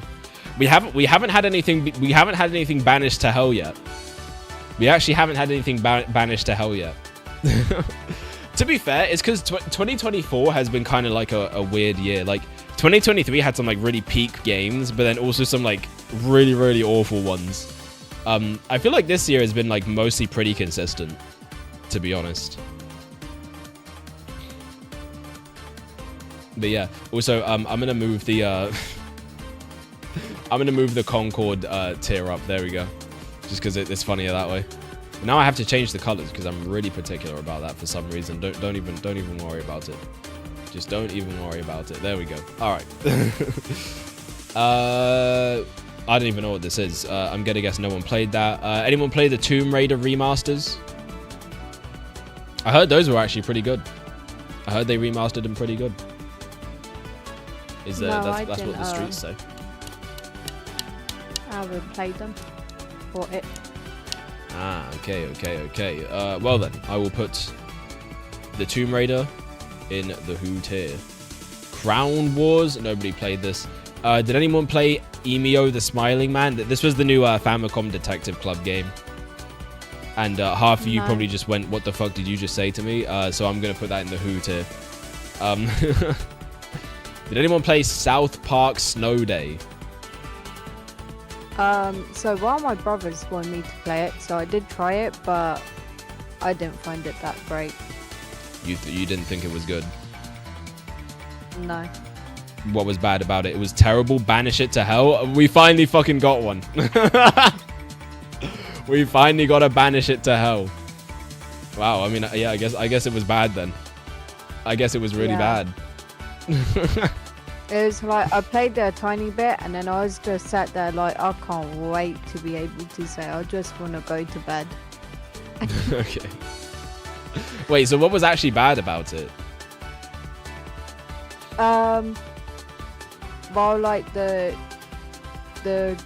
graphics and the like, basically just how the whole thing looked was not great. I can see Also, from this that it looks like shit. The gameplay was like just boring. Like it was just a whole bunch of mini quests, and then it was like you didn't really get anything out of it. So it's like you were just going around doing a whole bunch of nothing.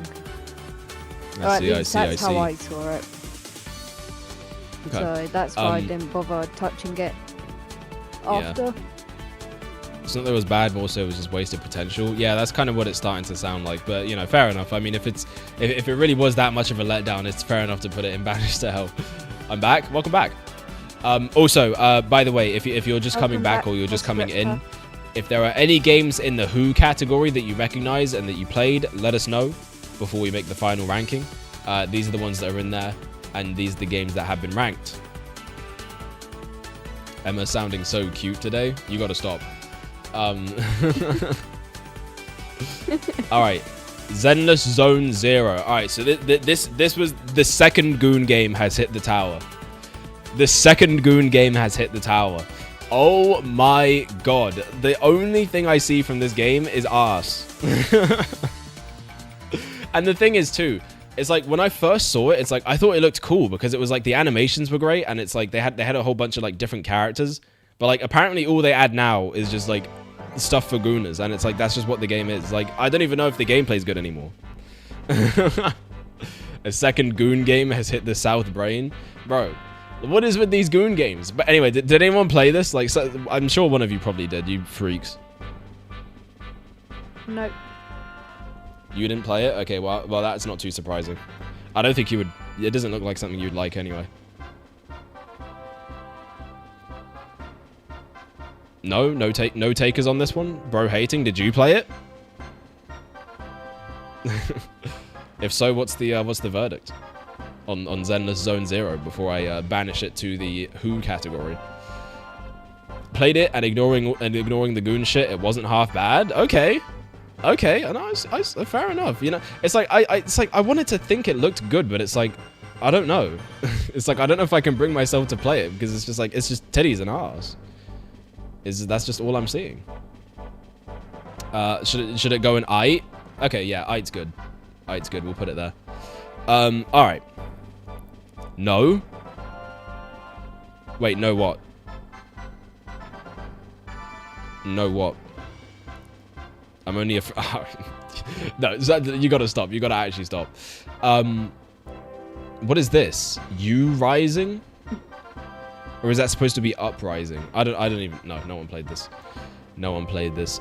Never? Is it Never or Neither? I don't know. I'm gonna guess nobody probably played this. Nobody played Frostpunk 2. Nope. Visions of Mana? It's just like a classic RPG. But I'm gonna guess nobody played it. Alright, Sonic X Shadow Generations. This game got shut down. This game got shut down in 1 week. It got shut down in 1 week. Just kidding. It's obviously going in the Game of the Year tier. Now, I will compromise and not put it at the top because actually no, you know what? Fuck it. It's going at the top. I don't care. I actually don't care. It's going at the top. Sonic X Shadow Generations is peak. It's just straight up peak. Like it's the greatest game known to man. Okay, it's amazing. It's amazing. Best 3D Sonic game. Best Shadow game. Best freaking it's just amazing. It's just really good. It's just really good. It's just really good. I might actually like this game better than Mania. This might be my second favorite Sonic game of all time. But you know, I already talked about it a bunch earlier, so I'm not going to elaborate on all that too much. You know, if you missed it, that's your own fault. Literally the epitome of epitomes of all peak. Exactly, bro. See, it's nice to know that some people get it, all right? Some people really get the freaking hype, man. Oh my god, it's so good. It's just so good. I want to play it right now. I ought to fucking play that game right now. But anyway, yeah, Emma, how did you actually feel about it? Did you get to really divulge your thoughts on this one? I mean, it was really good. Just there was some of the like the Doom power things that I didn't enjoy. What was one of them? I can't remember what they were called, but was it the Doom morph, the squid one? I think so. So the one I remember I surf. particularly didn't like is like there was little like balls of the Doom goo. I'm just gonna say. Yeah, that's the that's the Doom morph. Yeah, and you had to try and grab onto them and use them to get up places and whatnot. I really didn't like that one. Yeah, that one's kind of janky at first, but like once you get used to it, it's actually pretty fun to use. Like I won't lie.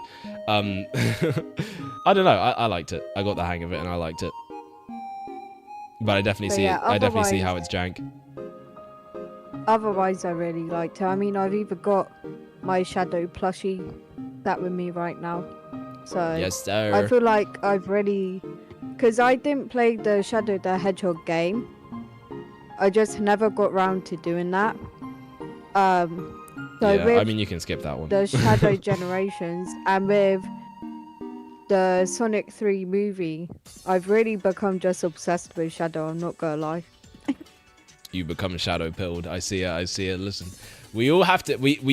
Everyone has a Shadow the Hedgehog moment where it's just like, for years it's just like, oh, he's kind of cool, but then like you actually really get to know him, and then it's like, holy shit, this is a peak character of all time, and it's like you never go back.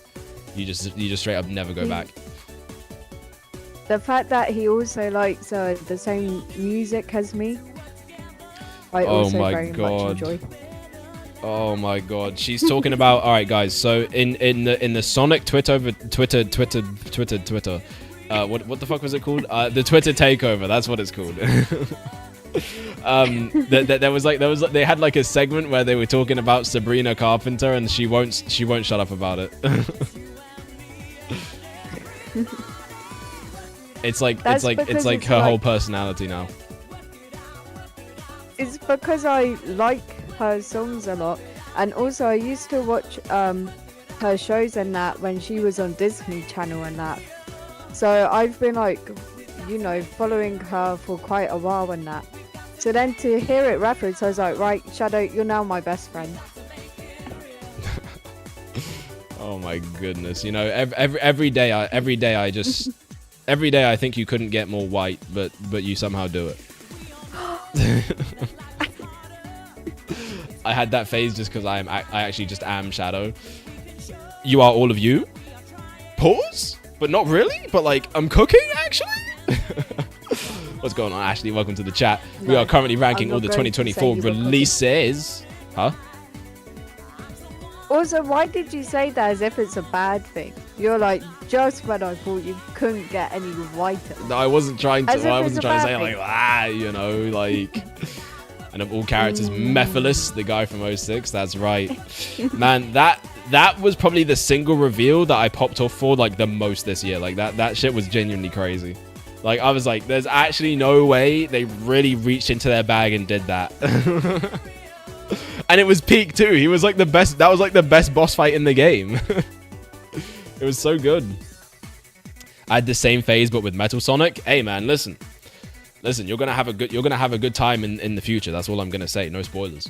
And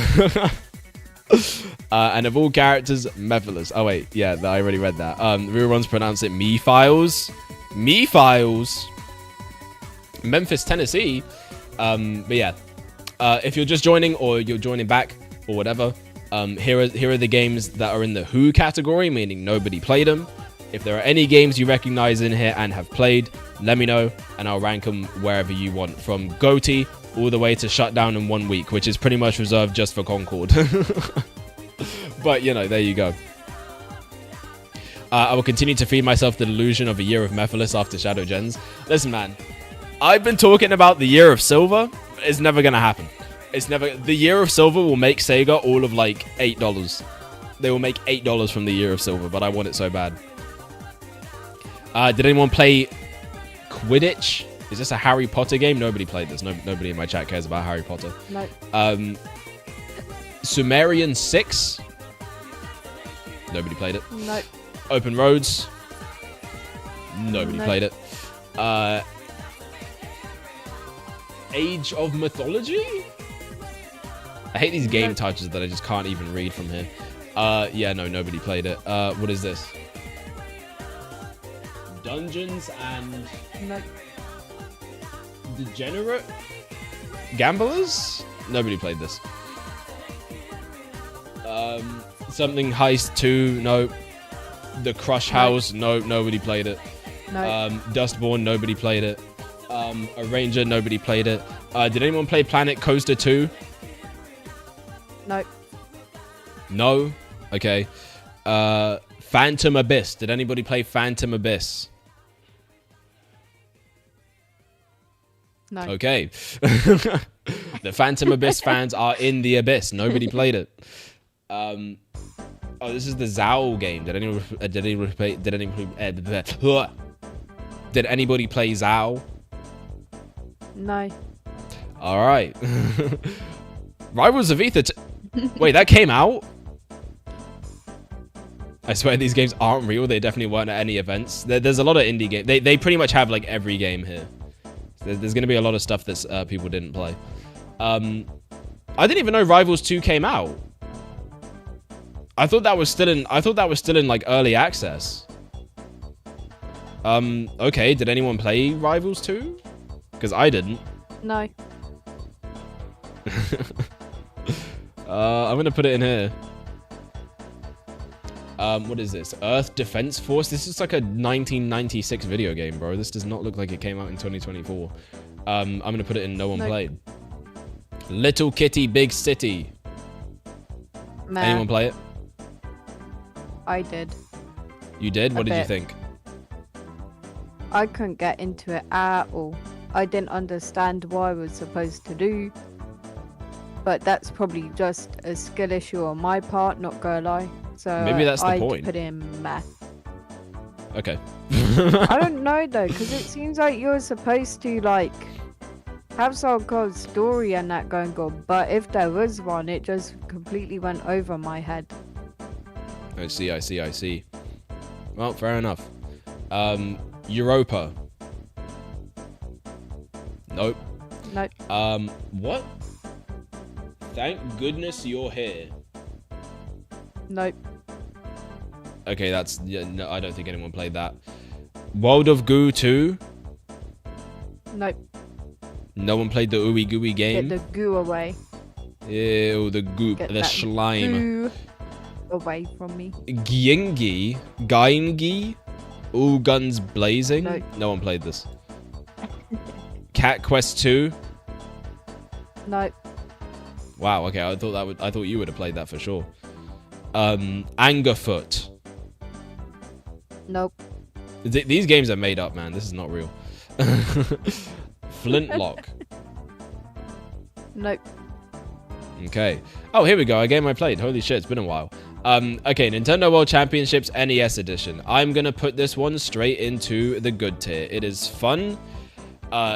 Really, really nice, really good replayable stuff here. Essentially, just think NES Remix, but it's like entirely centered around speed running. And it's really fun. Super satisfying to get those times down. Only problem is, I just really have not played too much of it because so much other stuff came out, and the game kind of came out at an awkward time, if I'm honest. Like, it was kind of like one of those late July releases, and those always kind of end up being a bit weird for Nintendo. I played Flintlock. It's extremely mediocre. Damn. Okay, where is that? Put that shit in meh. Okay, peak. Wait, what's Boss Riptor saying peak for? Peak for NES Champion Edition? Because, you know, I mean, I think it's good. I don't know about peak. But it was definitely a fun time. I'd probably put it above Princess Peach, actually. It was a fun game. It was a good game. All right. I don't know what this next game is. Chained Together. This was a big one. This was like a big streamer game. I missed out on this when it blew up. Did anyone play it? No. No. We should actually play it sometime. Obviously, it'll be This well is past the really point where it's like. making It's well past the point where this thing is like remotely popular, but you know, it might be fun to do still. Didn't play it because it was stolen. Me really Oh realize yeah, you said I've, that like, before, played right? Nothing. Huh? This made me realize I basically played nothing like of the new games. Yeah, you say. I mean, you say that, but like, the thing you got to remember is like hundreds of games release every year, and like these things are expensive. Like gaming is not a cheap hobby, so like, honestly, anyone who's able to play more than like 15 games a year, or like even that's a lot. Like new games, it's like, bro, you have like money. And if you're one of those people, then make sure to subscribe here on twitch.tv/ExtraZoneArcade, because you get really cool perks, like nice little emotes, you get a cool badge next to your name, and you get to avoid those pesky ads. So there you go. But yeah, anyway, so yeah, someone in chat mentioned that Chained Together was like a Roblox game that was basically just ripped from that. So yeah, I guess it was stolen, wasn't it? I only actually bought 3 games in 2024, like new games. All the other games I mean, that's played reasonable. that were new were like Game Pass. Yeah. Manor Lords. There's no way anyone played this. Lorelei and the Laser Eyes. Did anyone play this? No. I'm gonna guess probably not.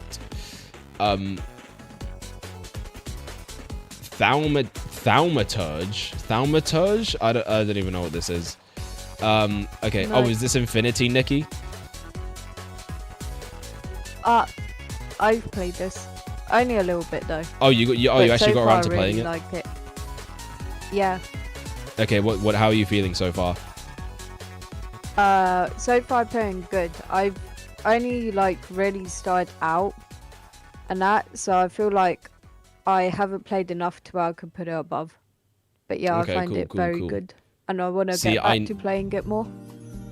I knew you would like that game. The minute I saw it, I was like, yeah, this is an Emma game right here. She would love it. But there you go.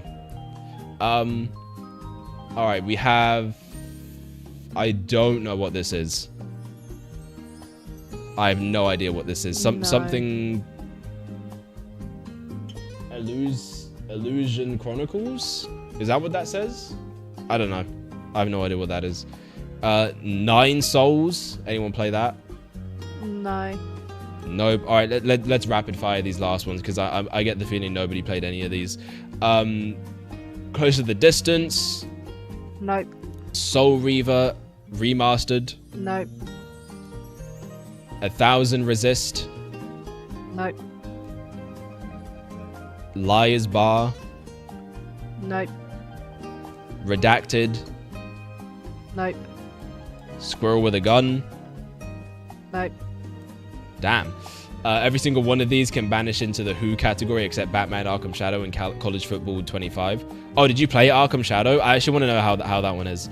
Also, this is the Death Note game. I actually have this one. I have this downloaded, but I haven't played it yet. I do want to stream this. From what I hear, it's like basically Among Us. So that might be a fun one to do with viewers if any of you guys have it. So do let me know if you want to see that. But for right now, I haven't played it. But has anyone else? Just wanna stop for this one just because I've released any released. of the games that are left. Okay, fair enough. All right, I'll put it in the Who category for now. I can't even read that. I don't even know what this is. TCG Card Shop Simulator.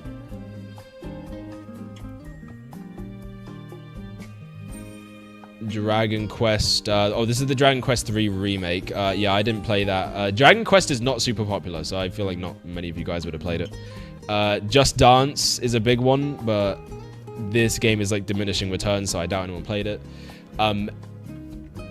Arkham Shadow was actually really good. Never thought I could be so immersed as much as I was during my first playthrough. That's actually really good to hear. I'm glad it was good. I'm glad it was good. I will go ahead and put it in the I'll go ahead and put it in the good tier for you. There you go. Or do you want it in great? I can put it in great if you want. All right, what's this? Path to Exile. No takers on Path to Exile. Farming Simulator 25. Oh, you say great? All right, perfect. I'll put it in there for you. There you go. Nice to see an Arkham game do good. Farming Simulator 25. Gonna throw this in. No one played. Oh, college football. What did you think about this? Oh, Farming Sim Game of the Year.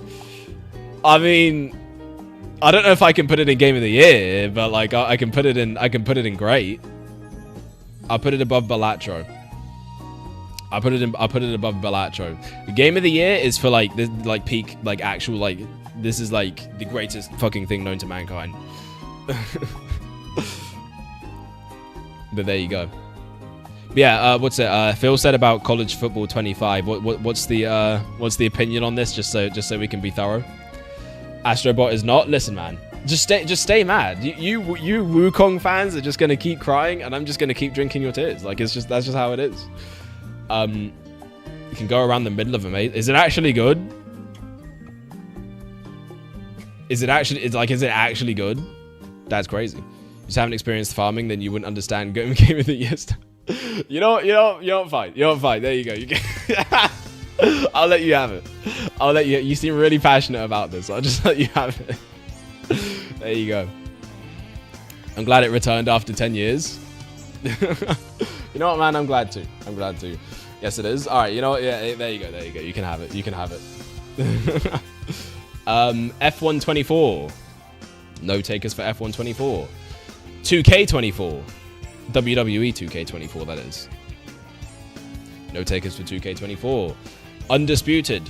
No takers for... I like how all the sports games are just at the end. Arse. Wait, which one? 2K24? So in short, it's amazing for sports players and non-sports players alike. Okay. That's a good, concise review. I like it. All right, yeah, I'll put 2K24 in arse or in crap. I guess that would be our arse tier. Top spin. Any takers for top spin? No takers for top spin. Madden 25. Any Madden 25 players? It goes in the who tier. The Show 24. Any The Show 24 players? Top spin. It appears to be a tennis game. I've never heard of it. Anyone for the show? It's the MLB game. I guess not. Who the fuck plays that? No one here clearly. FC 25. See, all right. Do you have? Does anyone in chat care about football? Like anyone at all? Imagine asking your bro, "Hey, do you want to play top spin? Yo, you wanna hop on top spin, bro? You want me to spin on your top? Hey, yo." Oh fuck. Sorry. Alright, yeah, no one played this. Anyone play NBA 2K25? People who play sports games are genuinely vanilla ice cream, butter on toast. Blue is my favorite color. I like all genres, but country type of generic. Listen, alright. Those last two that you just said, I feel like are a personal attack on me. Peak? I refuse to put 2K25 in peak. I'm putting that shit in banished to hell. I'm just kidding. I'll put it in meh. These games, man, they're not good. They're just not that good. I'll put it in meh though, just as a compromise. What a Destiny of what? Destiny of the Final Shape? I don't even know what this is. I don't even know what that is. Oh, you know what? These last ones are all DLC. Those last ones are literally all DLC. Alright, add row below. And that's going to be for DLC. Because those should not count. DLC should not be eligible for this. There we go. These last ones are literally all DLC and expansion packs. And so that is where they will go. And yeah, this is the Destiny 2 one, so that's where that's going to go to. Alright. So I guess that's the final list. Oh, you fucking 2K is the best place to find old men who take the game too seriously. Yeah, you're probably right. You're probably exactly right about that. So yeah, here's the list. So there we go. We got our GOTY. We got our amazing tier.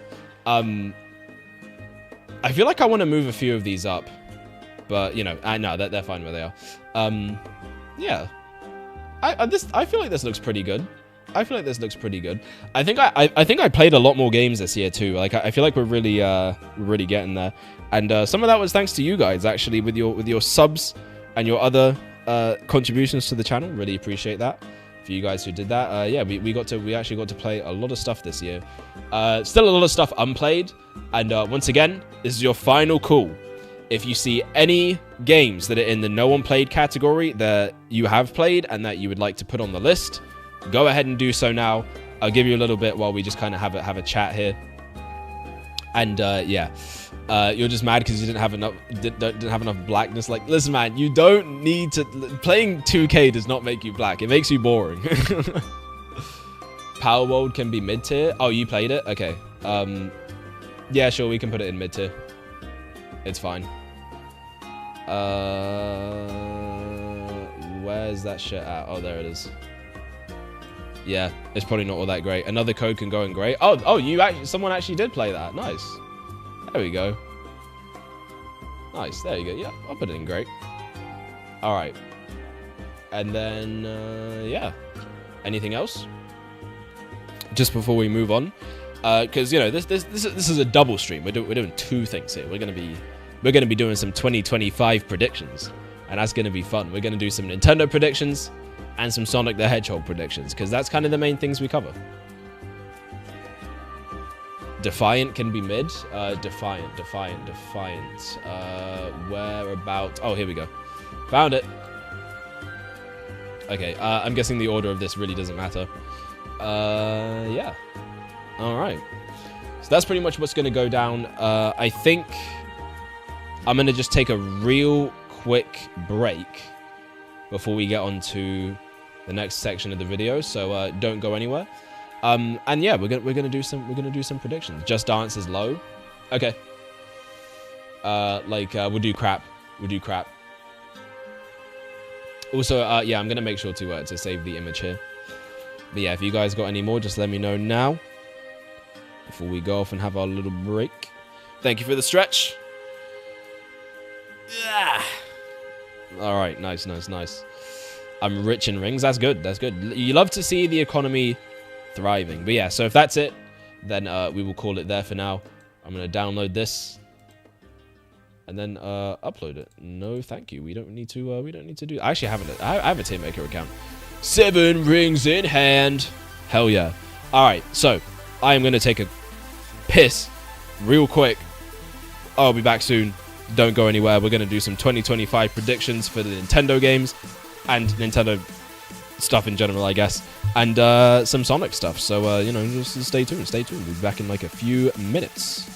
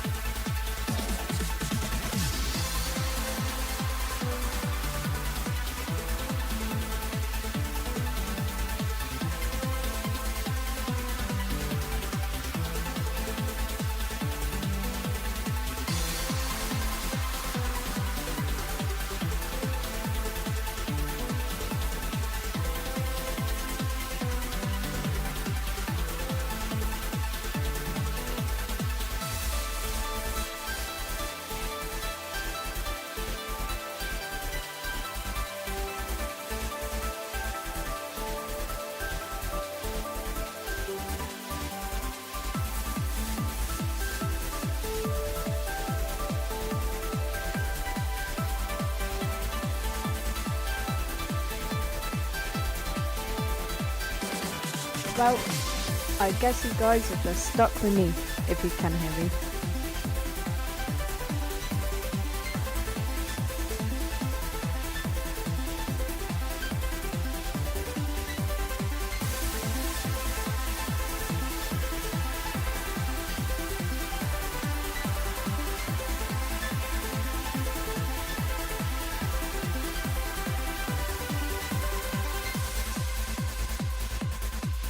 How's your week been, Boss Ripter?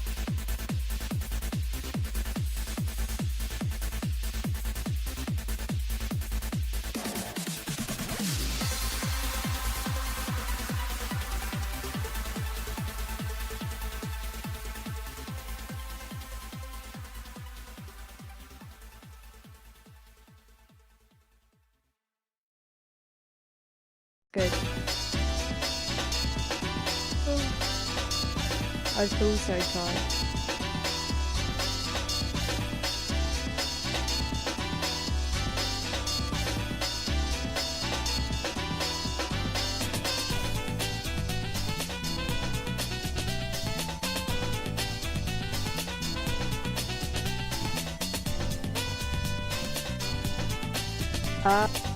It depends what your opinion on Tool is, because I'm quite short, so to me he seems tall, but to other people he might not seem very tall.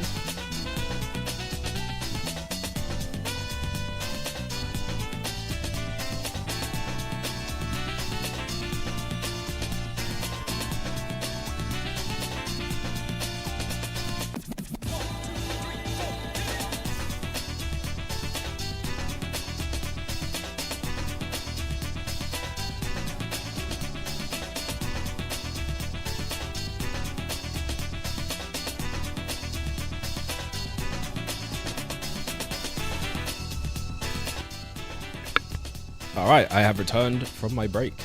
Would he happen to be tall? We're gonna take that as 5'8". Is he talking about me? Yeah. Close. I said to me you seem tall because I'm quite short, but to other people you might not seem too tall, like very tall. Oh, okay. 5'8" is a good guess, actually. I'm close to that. But I won't say it. I'll keep you guessing. That was the best stay tuned screen. I'm glad you like it. I pretty much just took the I basically just took the animation things I had from the Easy A game trailer, and I was like, you know what, that would actually make for a pretty cool stay tuned screen, and obviously intro screen as well. So I was just like, fuck it, I'll do that. That'd be fun. Probably my height. Ooh, maybe. I mean, I don't know. Height reveal, perhaps. How about I'll do a height reveal if you guys get us to 200 followers on Twitch by the end of the year. All right. I'm not by the end of the year, actually by June. Can we do it by June? That's the goal. It's kind of like last year. Remember how we were like, we need to get to 100 followers by June? Now we got to get to 200 by June. That's the goal. All right. Easy? Is it easy though? Because we've actually only been dropping followers the last 6 months on Twitch. So I don't know if I'd say it's going to be easy, but like, we'll see. Meanwhile, the YouTube's doing really well, so my goal for that is to get to 100 by June, which I actually do think we can do. So that would be fun. So if you're on YouTube and you're watching this right now, or you're watching the VOD, do make sure to subscribe, all right? Because fun things will happen if you do. Whenever you meet and greet in 5 years, we'll find... I mean, you know, yeah, maybe in 5 years if we do that. But there we go. So there's the tier list. Cool. So next... what were we going to do next? I completely fucking forgot. Oh, no, I remember now. We were going to do this. We were going to do the predictions for 2025. Oh my god. All right, so hold on. Is there a way I can pretty much just... oh, no, that's not... okay, wait, hold on. Ah, there we go. All right, so I'm using Canva for this because I am not paying for Photoshop. And also, I'm too lazy to figure out how to pirate it. So, not gonna lie, YouTube don't give me ads, but I like Twitch. Twitch just has better features. It has better features, but like, YouTube is also just great because it's just better to use. Like from a creator standpoint, it's like YouTube gives you a lot more bang for your buck, is what I will say. So I'm trying to put more emphasis on that. One thing you might notice. Wait, what happened? Oh, there was a link. Okay, I see. Paint.net is a great free Photoshop alternative. Oh yeah, right. That is true. Think that out. You'll be fine. I've been using Photopia actually. I've been using that. So I don't know. Maybe next time we do this, I'll kind of do that. But anyways, yeah, so basically just like last year, we have this sheet here, which we're basically just going to use to do some little Nintendo predictions. So, you know, it can be what games are coming out, what hardware is coming out, or, you know, if you think there's going to be like a friggin' Lego thing or whatever, we'll put that in here. And yeah, so it's just going to be predictions, but also there will be some stuff that we kind of already know about in here as well. So that's kind of the whole idea behind it. So yeah, I think without further ado, let's get into this. So first off, January to March. Now, what are we expecting to happen from January to March in terms of Nintendo's 2025 plan? So I think this one's fairly obvious.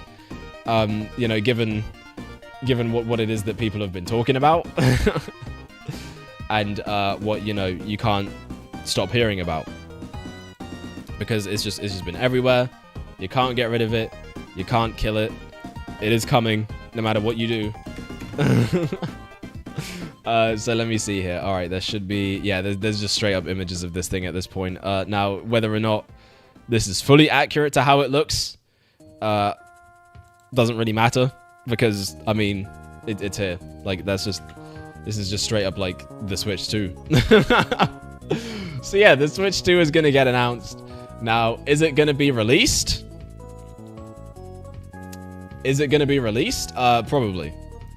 Probably. I can see it being released in March, just like the OG Switch. If not at the latest, I think it's probably going to be like a summer release, like May or June. Because like typically that's what Nintendo goes for. They don't usually drop their consoles at the end of the year. I think like the Wii and Wii U were like the only exception to that, as far as I can remember. So yeah, it's probably going to be earlier in the year. That's kind of just how they've been doing things recently. Besides the Switch 2 announcement, I think we could realistically see another collection of a small indie trilogy. Potentially. What do you have in mind? You got anything in mind for that? We're getting, we can also mention things that we also like 100% know we're getting. So obviously there's going to be the Xenoblade X port, which is going to be a lot of fun. Xenoblade Chronicles X. Yeah, this is coming out in Definitive Edition. And this is dropping on March 20th. So yeah, that fits into the timeline right here. And yeah, we'll throw it in. Why not? It's already listed on Amazon. You can freaking pre-order the game. It's all up there. So like, there you go. Report of a Newgrounds game. That's very specific, but sure. I mean, if you got any in mind, I could put them on here. If the latter were to happen, we could get a Newgrounds Rumble port. Okay, I can put that in. You think that's like an early year type situation? Let me see here. Yeah, anything fun or anything that you like genuinely think that is like going to happen, can be added to this list. Obviously, provided that we still have the space for it, because you know we don't want to clutter things too much.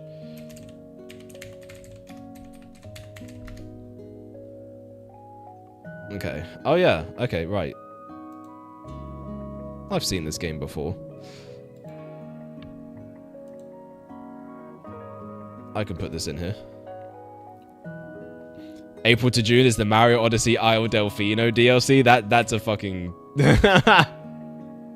That is a throwback, bro. Oh my god. I swear to god, man. If the next Mario game comes out and they do some shit like that again, I'm gonna be really upset. I'm gonna be actually very upset. Like, I don't think you even understand. All right, January to March. See, this month is this kind of era, not era, but like this kind of quarter of the year is always a difficult one, because you just never know what Nintendo's gonna do. This tends to be when they like to shadow drop things as well. What was the last console added to NSO? It was Game Boy Advance, right? And that was 2 years ago. Now, the next console, because they're doing it in timeline order. The next console to be added to NSO is going to be the GameCube. So, with all of that in mind, I think you know where I'm going with this. All I'm saying is it's been 2 years. That's more. There's more than enough time. It's more than enough time. All right, we're gonna get it. It's gonna happen. I think there was something had happened. July to September is the Shadow Drop game based off hit anime Lucky Star. Trust me, fellas. Oh my god. What's this called? So yeah. I don't know. It's just I feel like the timeline is there, and I think as well that there was something I remember seeing about like potential for it to happen, because there was like NSO updates, and apparently there was maybe something found in the files that could allude to GameCube games coming. So I definitely think this is in the cards for the near future, and it's not like that. Like, there's no way they just stop at Game Boy Advance, right? Like, how would GameCube work there? They have pressure sensitive triggers. True, but it's a good thing that GameCube controllers work on the Switch, so that's no problem. At the same time, though, yeah, there's other ways they can get around that so that people don't necessarily have to get, you know, an actual dedicated GameCube controller. It's not the best solution, but they could do something similar to what they did with the Mario Sunshine port for 3D All-Stars originally, where it just kind of uses different... It just kind of goes between, like, different settings. They could maybe just do something like that again. It wouldn't be preferable, but it would be a way to do it. So that's kind of what I would suggest. But yeah, it's you know, it's definitely not impossible, for sure. I don't know why Nintendo doesn't just make the Pro Controller the GameCube controller and make or make it the GameCube controller with an extra Z button. That's a good point. Honestly, like, we need to bring back pressure sensitivity in general. Like, it's like it's a lost art at this point, man. Like, we gotta really bring that back. Maybe the Switch 2 Joy-Cons actually just have it built in. We actually don't even know that yet. Maybe it just does. I don't know if I can necessarily see them fitting all that into the small controller, but, like, you know, there's a lot of stuff in there already, so why not? All right, January to March. Let's see if we can add like a couple more things to this. We're obviously going to be getting more NSO updates. In general, what will those be though? I mean, what does Nintendo even have left to add? I mean, at this point, I can see them doing more like third-party games, because that's definitely something that's been lacking. And I feel like only recently they've started to kind of do more of those. So I'm hoping we do get more of those, and what those games will be, I guess, is remain to be seen. They updated the Mega Drive app like last month after pretty much abandoning it for over a year. So anything can happen. Like, anything is really on the cards for the consoles that are already there. My hope is that they kind of expand the GBA library a bit. But we'll see if they really go ahead and actually pull the trigger on that one. Emma, you've been quiet. Do you have any predictions? I never really know what to do with predictions. Okay. My predictions are always terrible.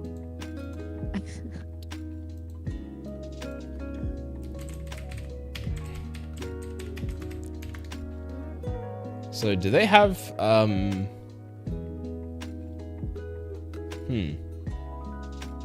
So what else is coming out? Oh yeah, Country Returns HD is coming out. Completely forgot about that. Personally, I'm not gonna dip into that one, if I'm honest.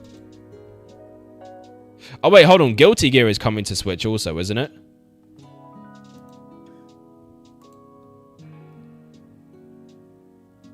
That's also happening soon. Yeah, Guilty Gear is coming to Switch, so I'm gonna put that on there too.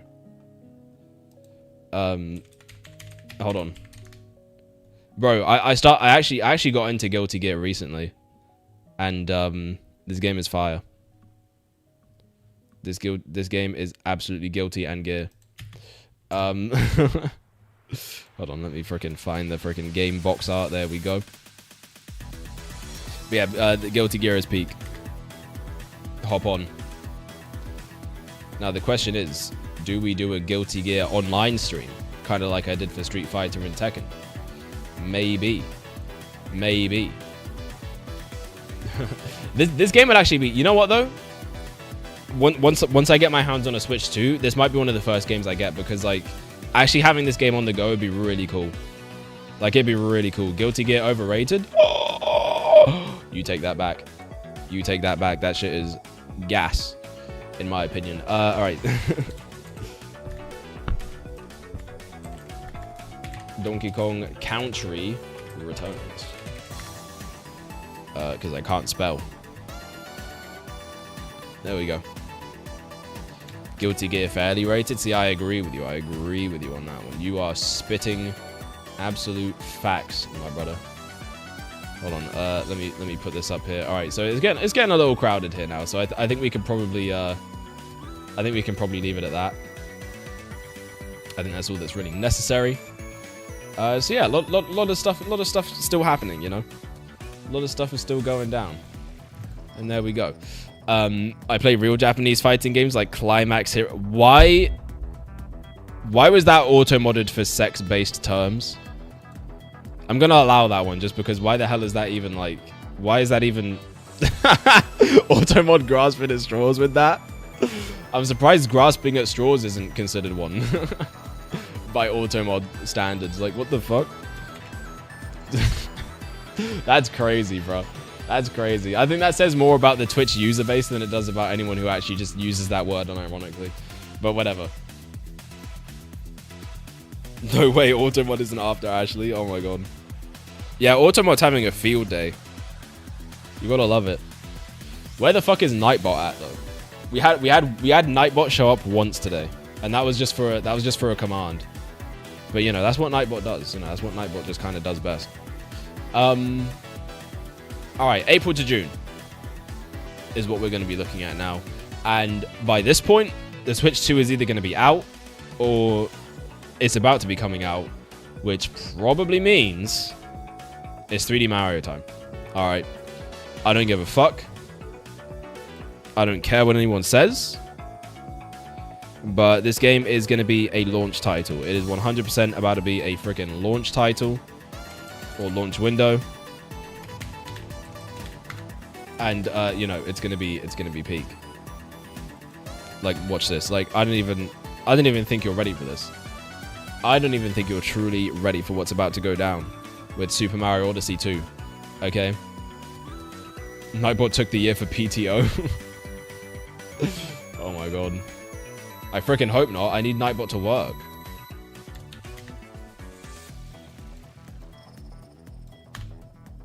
Oh my god. There we go. Super Mario Odyssey 2.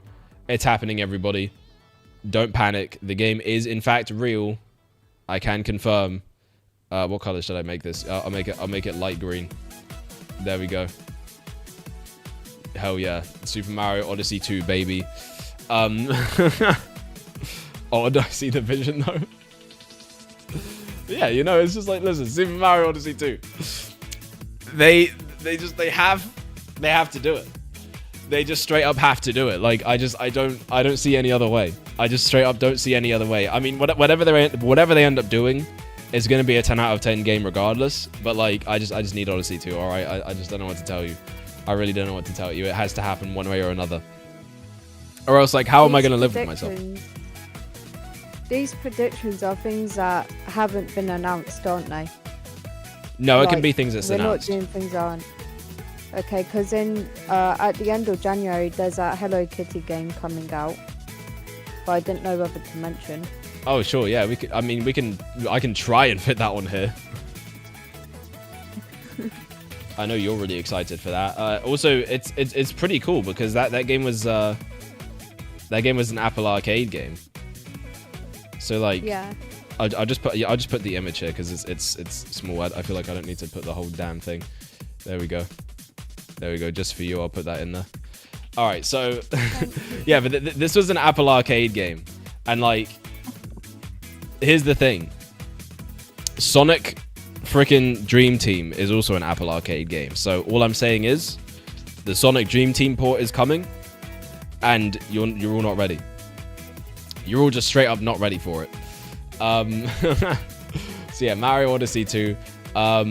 What else could be a launch title potentially? Maybe Pokemon Legends. Maybe Pokemon Legends. We're probably going to be hearing more about that in February for the Pokemon Presents, because you know they obviously always have their Pokemon Day. So we'll probably be hearing about it there. And yeah, I imagine it's probably going to be a summer release. But then Pokemon isn't usually. So is it? And that's where it gets difficult.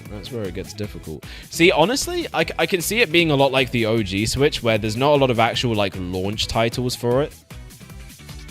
And also the thing we kind of also have to bear in mind is that like Nintendo's not really treating this like fully as a big new console launch. At least just based on the way they're kind of like acting around it and keeping everything under wraps. Because like with the original Switch, like they like by the point we're at now, they would have already announced it fully.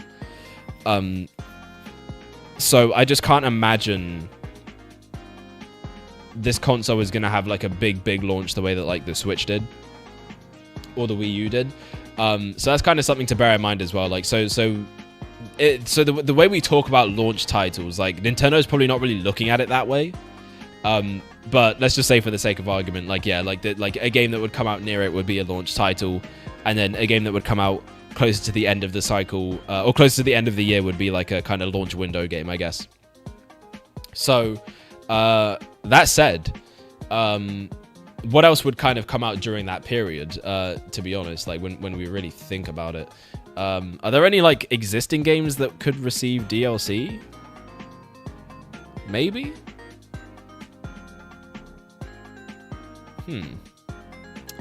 I do not know. You know what I do think they could do though? I could totally see them doing a 2-pack. This might be a little uncharacteristic,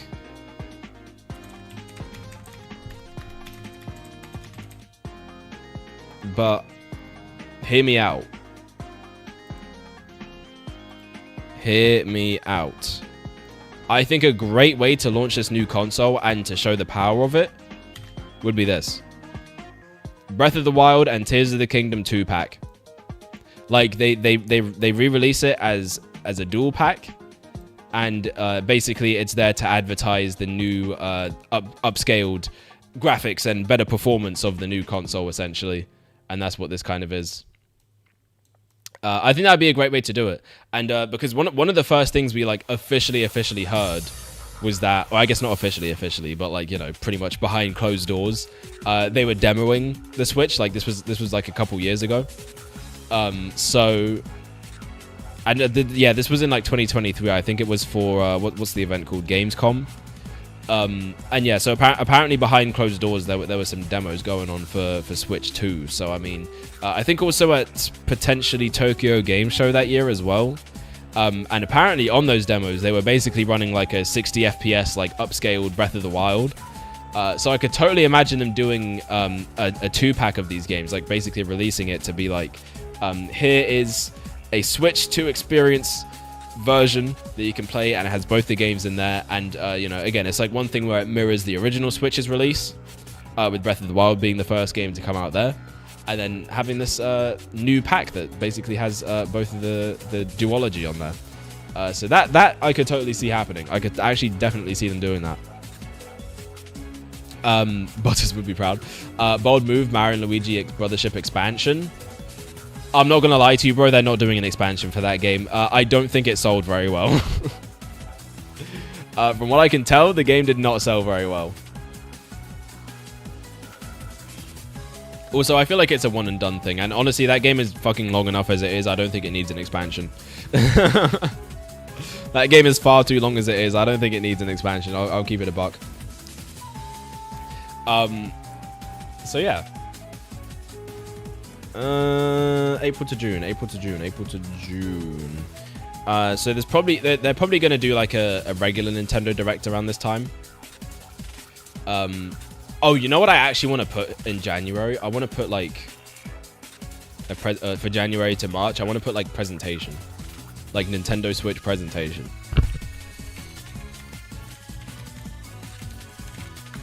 Because yeah, they're probably going to do something similar. I would imagine.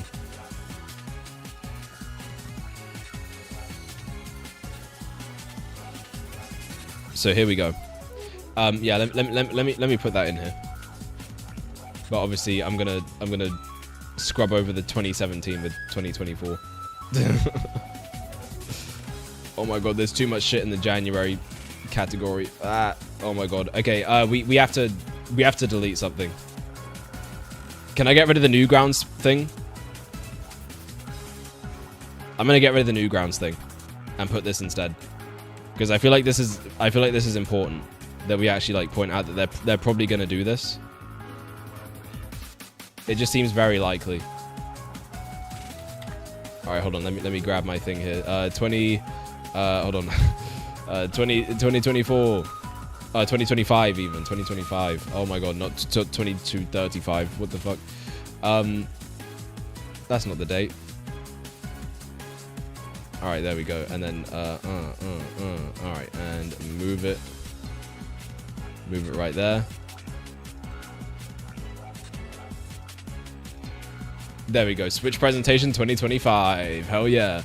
I want Paper Mario N64 or Super Paper Mario remakes this remaster, but I know it's too soon. I would be so down for that. Like, that's what I was saying earlier. I was like, I need, like, after Thousand Year Door, I need Super Paper Mario to come back. 100%. But yeah, it might be a little too soon, but just because Paper Mario games really only release like once every 4 years. And obviously, yeah, we did just have the Thousand Year Door, so yeah, it's not likely, but I would like to see that. I'd love to be wrong. Actually, speaking of Zelda, do we think we could be seeing those Wind Waker HD and Twilight Princess ports that people have been talking about? I don't think those were ever real, if I'm honest. I don't think those were ever real. Super Paper Mario is the best Mario story, and I won't back down from that opinion. Honestly, yes. Honestly, it might be. It honestly might just be. Bowser's Inside Story is up there too, and also Thousand Year Door. But yeah, actually, no, yeah. Now that I think about it, yeah, Super Paper Mario is probably it. That's probably it. Is really good. Is really good. Yeah. So you know, there you go. Nintendo doesn't like Twilight Princess, so it's the last thing they'll bring back. I mean, they did bring it back that one time, like on the Wii U, where it was basically doomed to fail because it was on the Wii U. But you know, hey. Yeah, no, but anyways. I don't think that rumor was ever true. I don't think they were ever going to port those, if I'm honest. Like, that thing was going on for like years, and it just never happened. It was like the Metroid Prime trilogy. Like, people were always talking about that. And it's like, that didn't happen, but we did at least get Metroid Prime remastered. Actually, speaking of which, now, I know it's like very unlikely that they would do this, but to tide people over until Prime 4 comes out, could we potentially see a Prime 2 remaster in the same year? As before everyone started saying it's the worst game and Westerners liking it was the reason for it coming back. Oh, true. Yeah, no, I always forget that like Zelda has its own Sonic cycle where it's like after a few years, it's like everyone's opinion on the games will just like completely change for no good reason. Or, you know, it's just people who grew up with different things that are like now voicing their opinions and, you know, whatever. Yeah, you know how that whole thing works. Anyway. I'm kind of stuck on April to June, actually. I don't really know what else they would do. I think it's just going to be a lot of smaller titles. Are they going to make another 1-2 Switch? Are they going to make ARMS 2? Really thinking back to 2017 Nintendo. Is there anything left for Splatoon 3? Are we going to get a Splatoon 4 this soon? I don't think so. To be fair, though, I mean, Splatoon 2 only came out, like, what? 2 years after the original? But then Splatoon 3 was almost 6 years after the original. So, are we really going to get another Splatoon when it's only been 3 years? and the DLC for the last game only just wrapped up like last year. They might even be making more stuff for that still. It seems like that game they really want to support for a while. So yeah, we're probably not getting a new Splatoon. I'm just trying to think here. Like, probably not getting a new Donkey Kong. I'm getting Country Returns is probably our Donkey Kong game for the year. For the decade, that is, actually, because it's actually the only Donkey Kong game that has released in the 2020s. Wait, actually, hold on.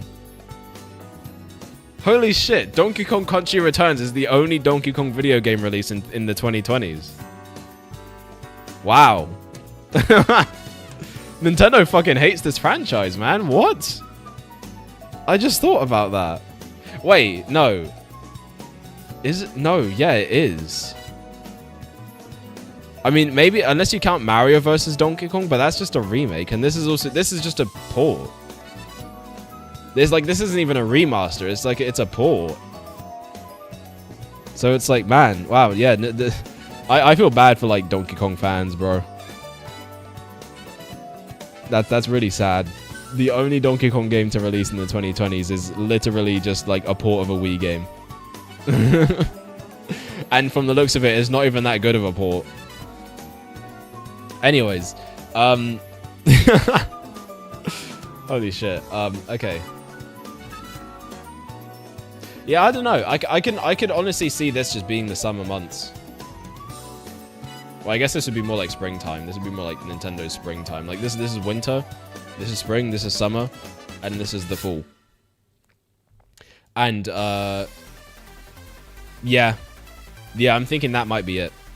I'm thinking that might actually probably be it. Now, obviously, there could be some NSO drops in that time. Could we potentially get Smash Bros. Dropped on NSO? I'm going to predict this every year until it happens. So I'm just going to put it in there. Smash 64. Because it's like, what is happening? Like, why is this taking so long? Like, at this point, we should have this shit. It is absolutely baffling and confusing why this has not happened yet. But there you go. And yeah, just in terms of updates and such, like that's kind of what we got. Okay, so wait. A Nintendo 2025 games. Oh yeah, Capcom Fighting Collection is coming out, so that's cool. That one's not really specifically Nintendo though. And like, you know, obviously I guess Guilty Gear isn't either, but like it's like the whole thing is that it's coming to Switch, so that's at least something. I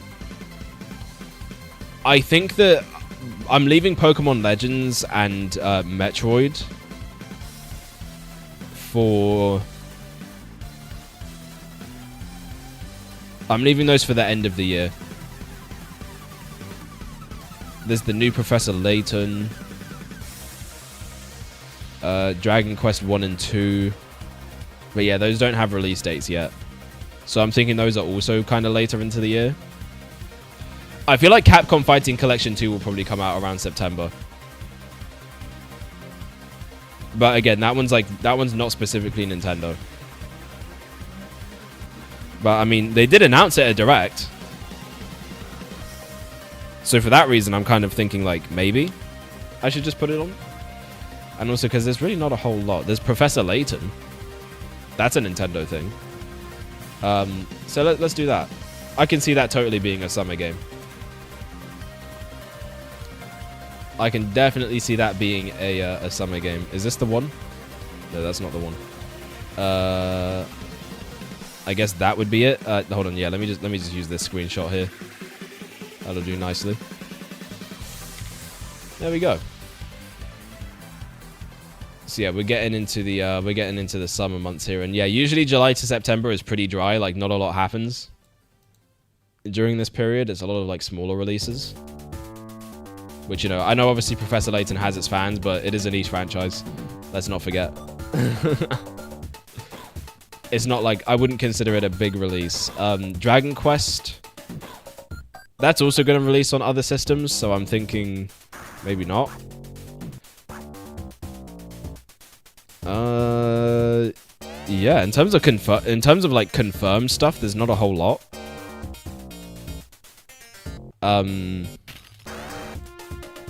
But people were talking about Elden Ring on the Switch, and I think I could actually maybe see that happening in the summer. So you know what? I'm gonna put it in there. I'm just gonna do it. I'm just gonna freaking do it. Why not? They have a new DLC coming out and everything.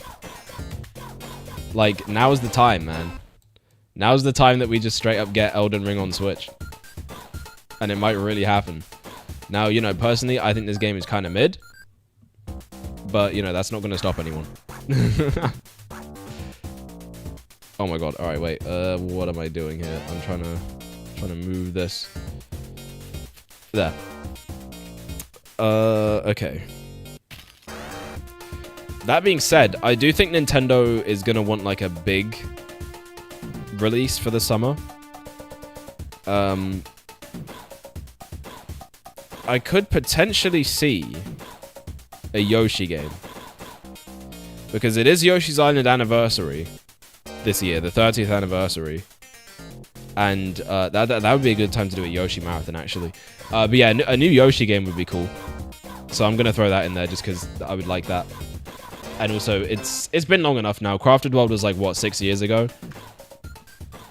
And that game was mid as all hell. So, I'm just saying.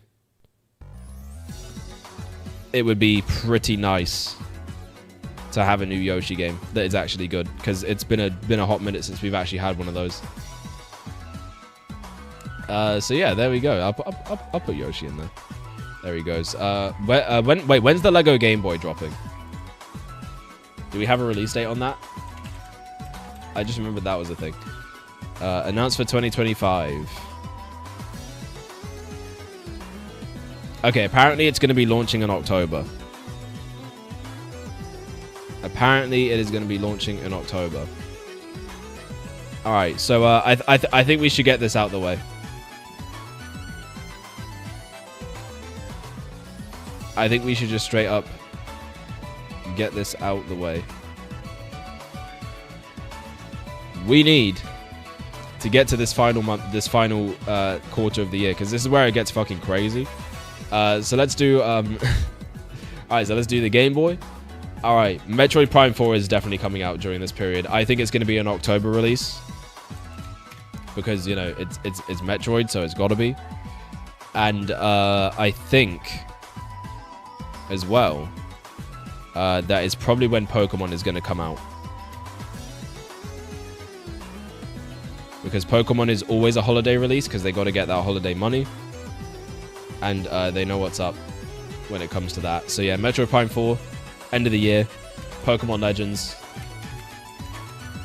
is also going to be at the end of the year. Yeah, a lot of these things that don't have like confirmed release dates, I definitely think are going to be like, you know, that's at the end of the year type deal. All right, there we go.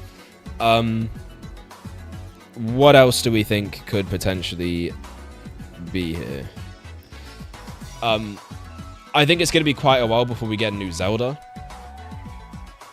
So again, I'm definitely predicting some smaller releases. Also, I'm kind of debating here because I know this is not specifically Nintendo. But Deltarune Chapter 3 and 4, I think has a good shot of dropping probably around this point. I could see it happening around this time. So yeah, and you know, I'll throw Capcom Fighting Collection in there too. I think that's gonna be a, I think this is gonna be a July to September type situation for that one. And then yeah, Deltarune is probably gonna be October to December.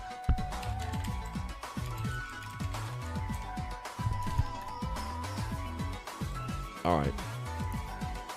So yeah, they're doing chapter 3 and 4 at the same time. I think originally it was going to be 3, 4, and 5.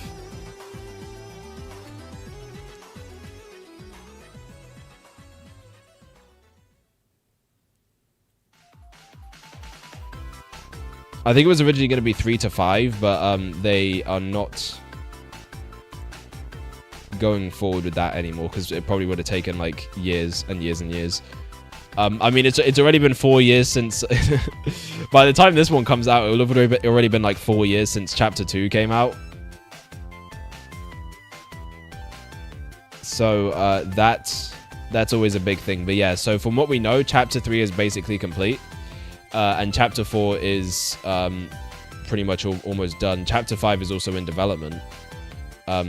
So yeah, that's all pretty much going to be happening soon. So yeah, all right, we'll use this image. I don't know why it's like off center. So I'll use this version that's a little bit better. And yeah, there we go. Let me crop it in. There we go, just so it's not so massive. There we go. So yeah, I'm a big Undertale Deltarune guy, so I'm definitely going to be playing that. You know what? End of the year, real talk. All right.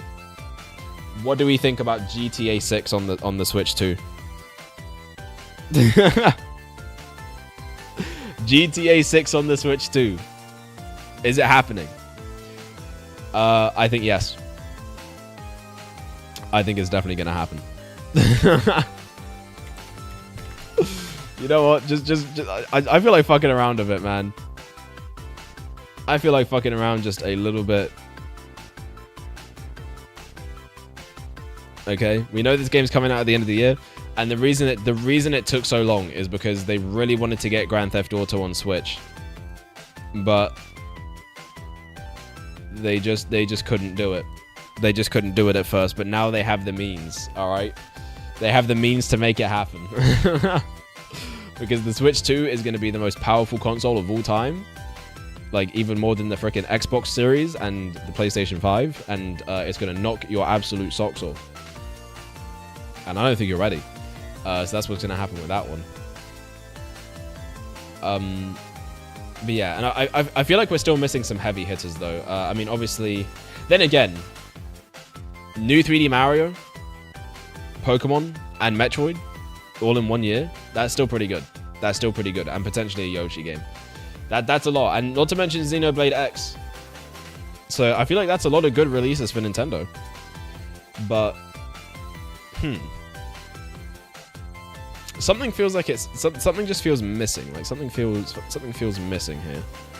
And I feel like it's Zelda. Like again, other than these, it's like, I don't know, maybe we just don't have enough Zelda on here. Because it really feels like they've been doing a lot with that. You know what? No, actually, I think a Kirby game has a good chance of coming out. That's a lot of platformers, though. Are they really going to blow their load on that many platformers this early? That's kind of what I'm wondering. That might be a second year type. I feel like a new Kirby game is a second year type thing. And it's probably going to be a new 3D one as well. So by that point, like 4 years since Forgotten Land, that would probably be just enough time to make a sequel or a new one, a new 3D Kirby. So yeah, that's probably a next year situation. Now that I think about it, it's probably a next year situation. But yeah, we're due for a new 3D Mario at least. Anything for NSO? Maybe Donkey Kong 64 finally gets added, because that hasn't come back yet. And also, you know, we're at least having one Donkey Kong release, so hey, you know, maybe this is the time. When would that come out, though? That's the real question. I'm thinking I'll put...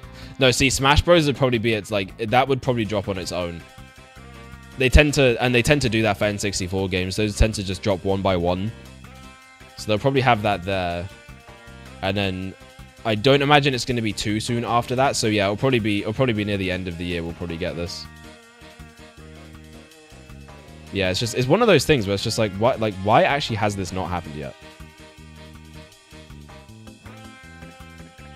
I feel like there's just no good reason for it.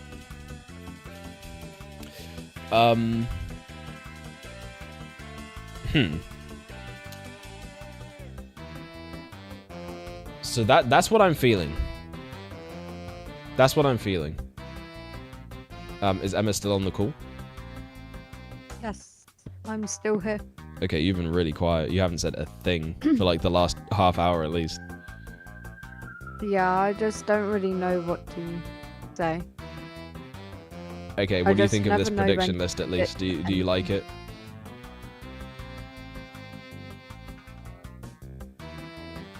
Yeah, it's okay. I don't really play on the Switch anymore.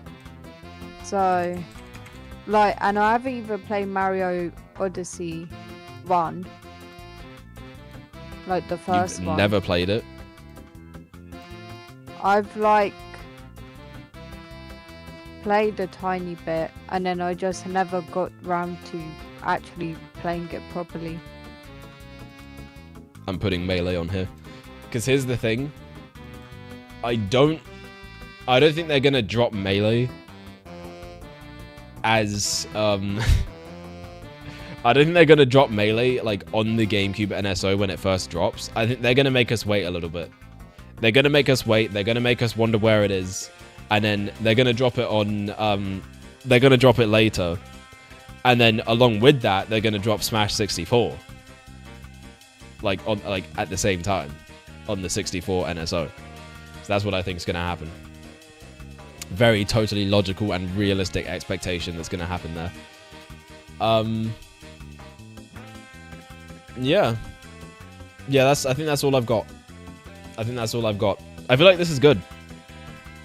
I feel like this is good. This is solid. I feel like it has a lot of the stuff people really care about. And yeah. In terms of, I guess, extended media, maybe we'll find out more about the Zelda movie. Maybe we'll kind of get our first look at Mario 2. I don't know. Because thinking about it, Mario 2 is dropping in 2026. Did they say like when in 2026? Mario movie 2. What the hell is this? Yeah, when's it expected to release? April 3rd? Okay, so that's like pretty much... That's pretty much around the same time that Mario 1 released. So, and when you think about it, the timeline was, they did the... so they did the big casting thing in 2022. I think. Was it 2022? Yes, it was. It was 2022. And then we got the first trailer for that in like summer 2020... No, that was 2021. That was 2021 that we first got the look at the cast.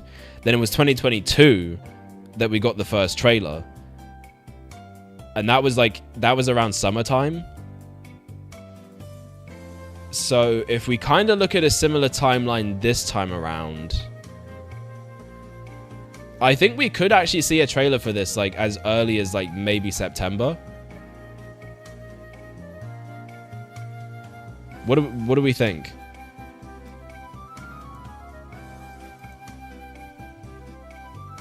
I feel like that makes sense. I'm just gonna use this like stock logo. I'm sure whoever made it like doesn't care.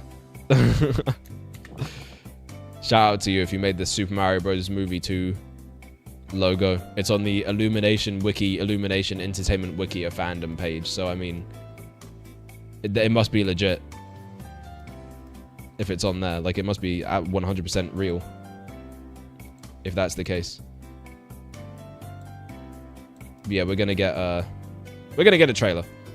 We're definitely gonna get some kind of trailer. And you know what? That actually makes perfect sense. Because the trailer is probably gonna show Yoshi. And then because like people are gonna be really hyped about Yoshi, right? It's gonna be like a huge deal. They're gonna drop a Yoshi game alongside it. That is marketing fucking genius, and I didn't even think about it. Like I just did that on the fly. They should honestly hire me. So yeah, I think that's good. I think that's good. Obviously, again, like with all of these things, it's never a case of like we 100% expect these things to happen. A lot of these are just educated and also very uneducated guesses.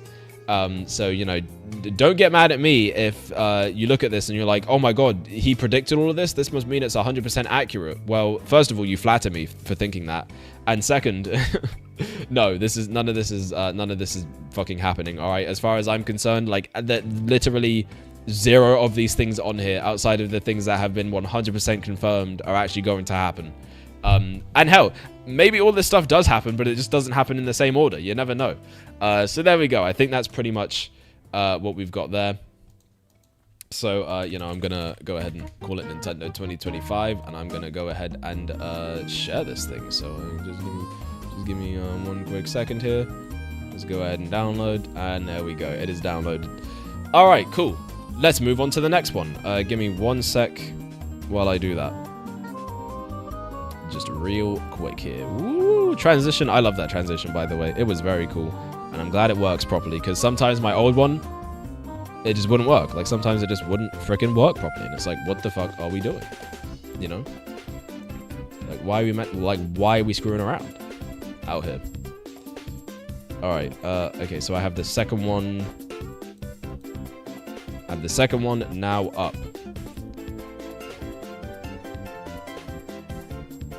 Alright, so we did our Nintendo predictions, and you know, we tried to be at least relatively normal about it. But now we get into the Sonic the Hedgehog predictions, and this is where it gets cracked. Okay, so so let's just get into it. So January to March, what is going to happen Sonic wise in January to March?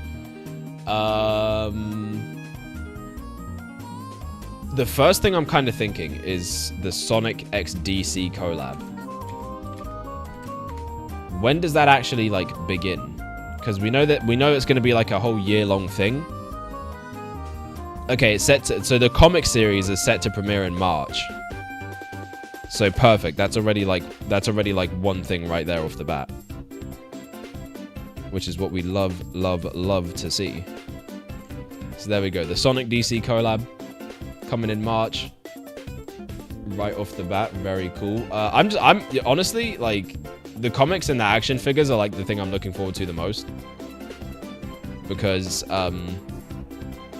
those action figures are going to be sick, and also I like comic books, and it's just going to be super cool and fun and really great. So yeah, very good stuff. So what else is going to be happening in Sonic 2025? Now, I don't think, if I'm honest, that we're gonna have a big Sonic release this year. Now, I know I said that last year, and I turned out to be horribly fucking wrong. And thank God that I was. Because we ended up getting one of the best Sonic games. But yeah, as far as I'm thinking here, it's just I don't imagine this is going to be a big year, because it's like the last 3 years have just been huge. They've just been so massive for this whole franchise. Wait, when are the new Lego Sonic sets dropping? Okay, hold up. A deep cut to Sonic Adventure 2, and it's just the Bio Lizard, which is literally the final boss of the game.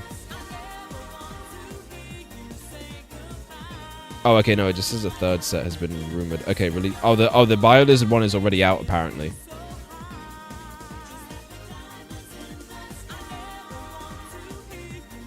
Yeah, so okay, so some of these are already out, I guess. So I mean, I don't know if I want to include them, just because apparently there's that, but apparently there's going to be like more stuff, so I guess we'll kind of see how that goes.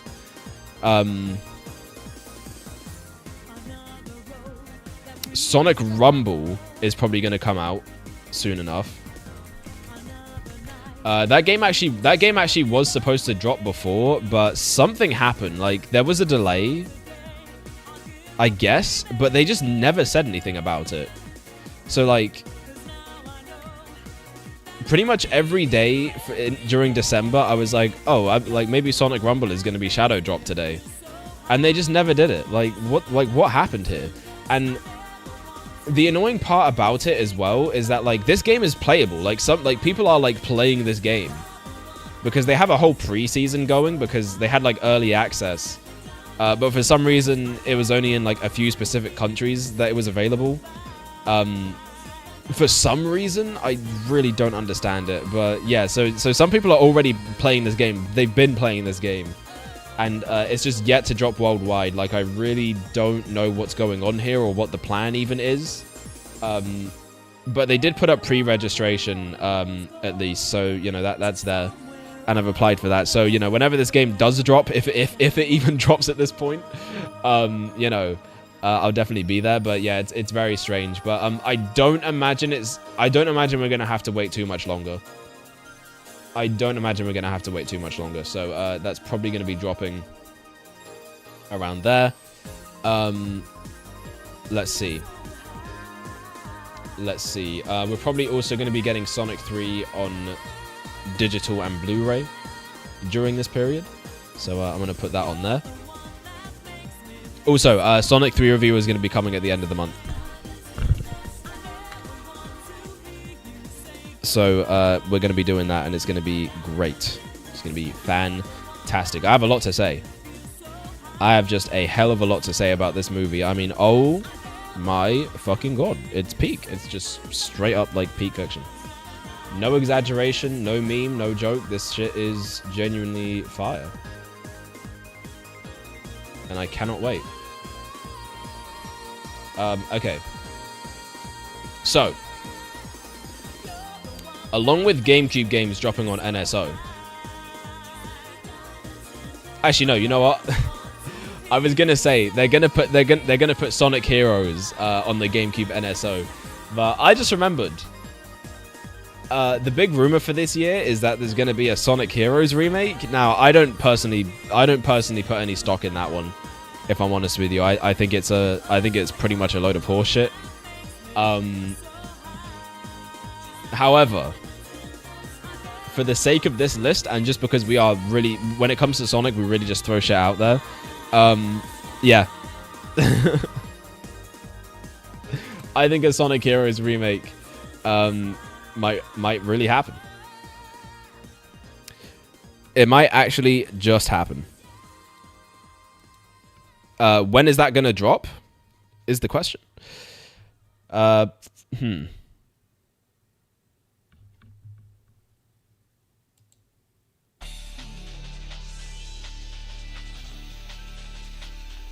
Okay, wait, hold on. I've just seen. Actually, you know what I've just seen.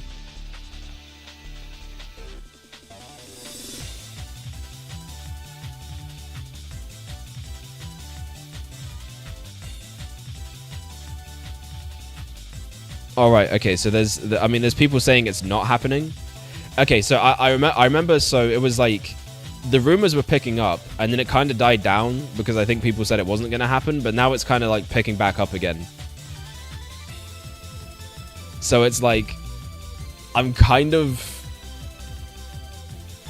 feeling like I should just throw it in here just for the fuck of it.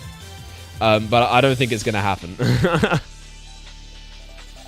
I absolutely do not think it's gonna happen, but it would be funny.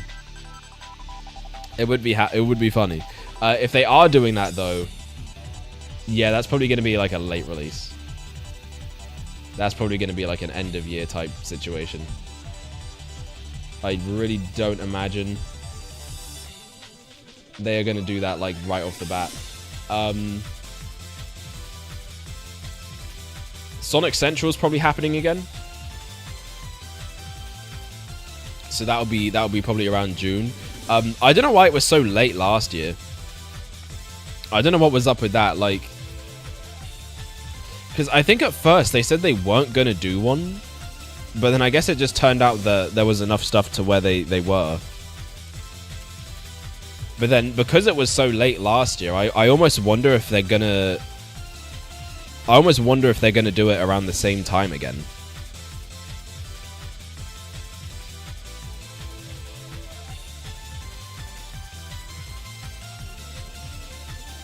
and it's going to be September, or if it's going to be like June like it was before that. Because, you know, all the other Sonic Centrals were around that time. So I kind of almost want to put it in here. Just because obviously they need enough time to make these things. But like, yeah, I don't know if they're going to leave it that late again. Also, I'm just going to crop the 2023 out. There we go. Yep, that's fine. That's good. That's great. That's great, actually. That's really good, actually. Yeah, there we go. Okay, so Sonic Central. Yeah, that'll probably happen around summer. We're probably going to get... let me think. Updates. Could we get Shadow Generations DLC? It seems a little bit unlikely. But I really do want it to happen. I really do want it to happen. This, like, honestly, man, Sonic Generations is always going to be one of those games that you can just infinitely add shit to. And it will always baffle me that they never did that. So, like, now's the chance to do it. But I'm just not confident that they will. I'm really just not all that confident that they actually will pull the trigger and, like, actually do it. So, you know, I mean, we'll kind of see what happens with that. But it's one of those things, man. It really is one of those things. So yeah, Sonic X Shadow DLC, maybe, possibly, and I could see them maybe dropping it during the summer, or maybe like around here, potentially, around the time of the Sonic Central. I guess that would probably make sense. Now there is the curious point of Sonic Racing Cross Worlds, because that game was announced at the Game Awards 2024, so just a month ago. But here's the thing.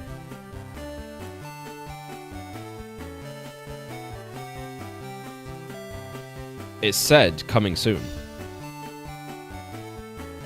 Now, what does that mean? Because I feel like if it was gonna be coming out this year, they would have just put 2025.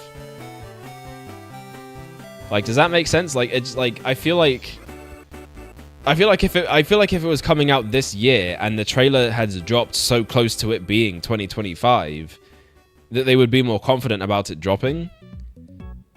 Unless it's just a case of, like, they're not 100% sure on what kind of release date they have in mind, so they just didn't specify one, but it could still come out this year. But then I'm thinking about it, and I'm like, next year we're probably going to be getting the next mainline Sonic game. So are they really going to want to take attention away from that with a racing spin-off? And that's kind of where my thought process is at. So if it does come out this year, it's going to be like at the end of the year, like literally like end of November, like almost December probably. If I had to give it a guess. So I'm thinking I put it on.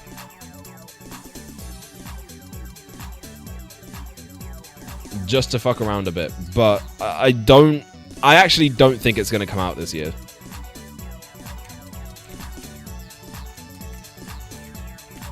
That being said, I would love to be wrong. I'd love to be wrong. But I really don't know. It seems very unlikely. Then again, hold on. They do have a site up for it. Which, like, if it wasn't coming out this year, it seems kind of unlikely that they would even have something like this.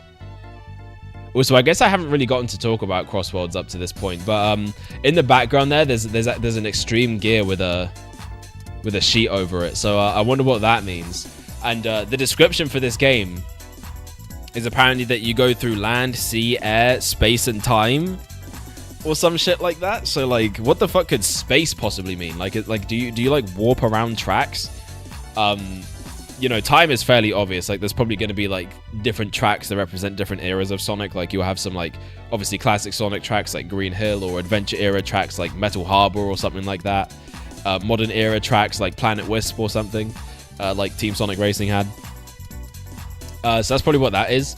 But yeah, what could space possibly mean? You know, it's like do you warp between different dimensions kind of thing?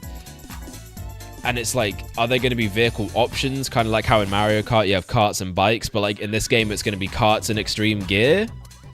That would be pretty fucking dope, if I'm honest. That would be really cool. Then again, it might also just be there as like a bit of a teaser and a nod towards like, you know, the fans. But then again, it's like why tease us with that? You know, why do that? Like, why go through the trouble of putting that there if it doesn't mean anything? So it's like, I don't know. On that respect, I'm thinking it will happen. And I'm thinking we actually might get some Sonic Riders representation in this game. But anyway, I'm getting kind of off topic here. What I actually need to be talking about is this freaking thing right here, in which I'm gonna say if this game does come out, this is 100% end of the year type territory that we're getting into with that. So yeah. Of course, there's always going to be like a ton of merch and stuff. So I feel like that's not something that necessitates a spot on the list. Same with IDW comics. Like those are obviously going to keep going and doing their thing. I really need to catch up on those. That'd be good if I actually could do that at some point. And yeah. I have nothing. I have nothing for April to June. I have absolutely nothing at all. You know what I actually think? I think they're going to announce a Shadow show.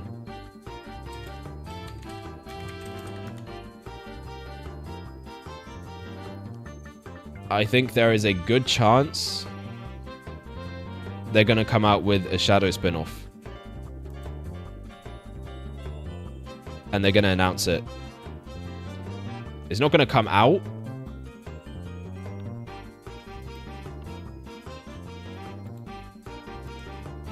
This year, because I think that obviously that they wouldn't have had enough time to work on it. But I think by the time it's like next year, it probably will. And they'll want something to... They'll obviously want something to like keep people busy before movie 4 comes out. So I think a Shadow spin-off definitely could happen and get announced here. Like this would probably be the time to do it, and like they're probably going to do it once we really get the numbers for Sonic 3.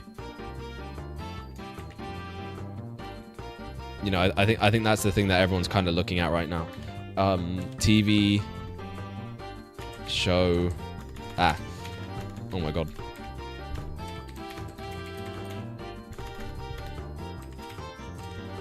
TV show announced. Why not?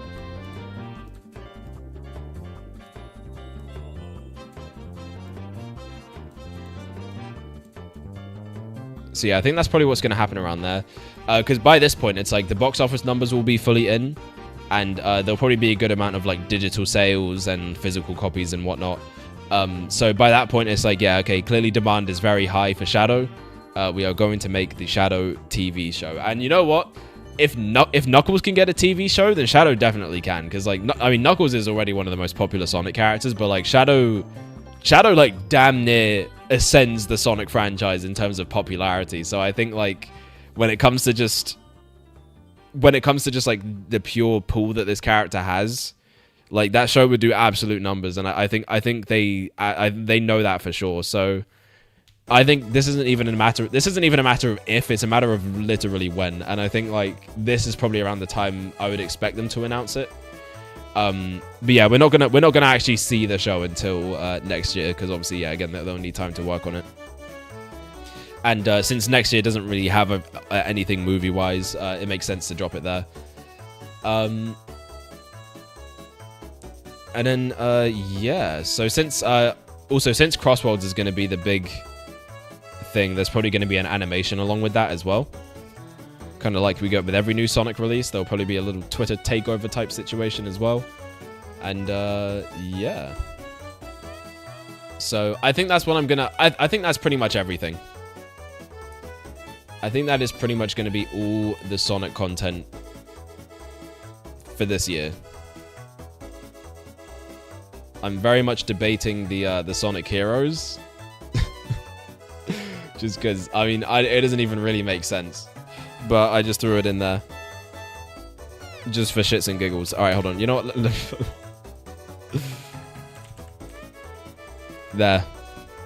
There, just so that it's like very clear that I'm not serious about that. Okay, realistically though, I could definitely see like Sonic GameCube games being added to NSO. I think I could definitely see that happening because, you know, Sonic had a very big presence on the GameCube. So if GameCube NSO does get announced, I think we could maybe see that happen. If not, just like Smash 64 on 64 NSO, I'm gonna predict this once again. Hold on. And you know, if you ever see these type of streams or videos I make, you know exactly what the fuck I'm about to do, because it is the same thing I do every single time, without fail. The Sonic Advance series is coming to Switch, plus Sonic Battle. Okay. This time it's really gonna happen. Like, I know the other 69 times I freaking said it, it didn't happen. But this time I'm confident. This time it will not 100% happen. So yeah, that's the Sonic prediction. That's the Sonic prediction for 2025. I think it looks pretty good. I think it looks pretty damn good. I'm not gonna lie to you. And yeah, so that's just about it. But before we go, there is one more thing I want to do. Now, I'm going to have to do a little bit of digging. Because I just real quick want to see... I want to go back to when we did this last year. And I want to see how much stuff I got right. I want to see just how much stuff I actually got right. Now, I know it's going to be probably almost none of it. But that's the fun part. The fun part is seeing just how badly we fucking fumbled. So, let us begin. Alright, first of all, I'm gonna have to go to Twitter, unfortunately. I freaking hate it here, bro. I really do hate it here. Let me just keep scrolling. Let me just keep scrolling it down. I tweet a lot, bro. I tweeted a lot. I don't really post anymore, you know? I don't really post like that anymore, which is probably for the best. It's probably for the best that I don't do that. All right, whereabouts are we? Okay, I found it. So, all right. So, did I post my Sonic one?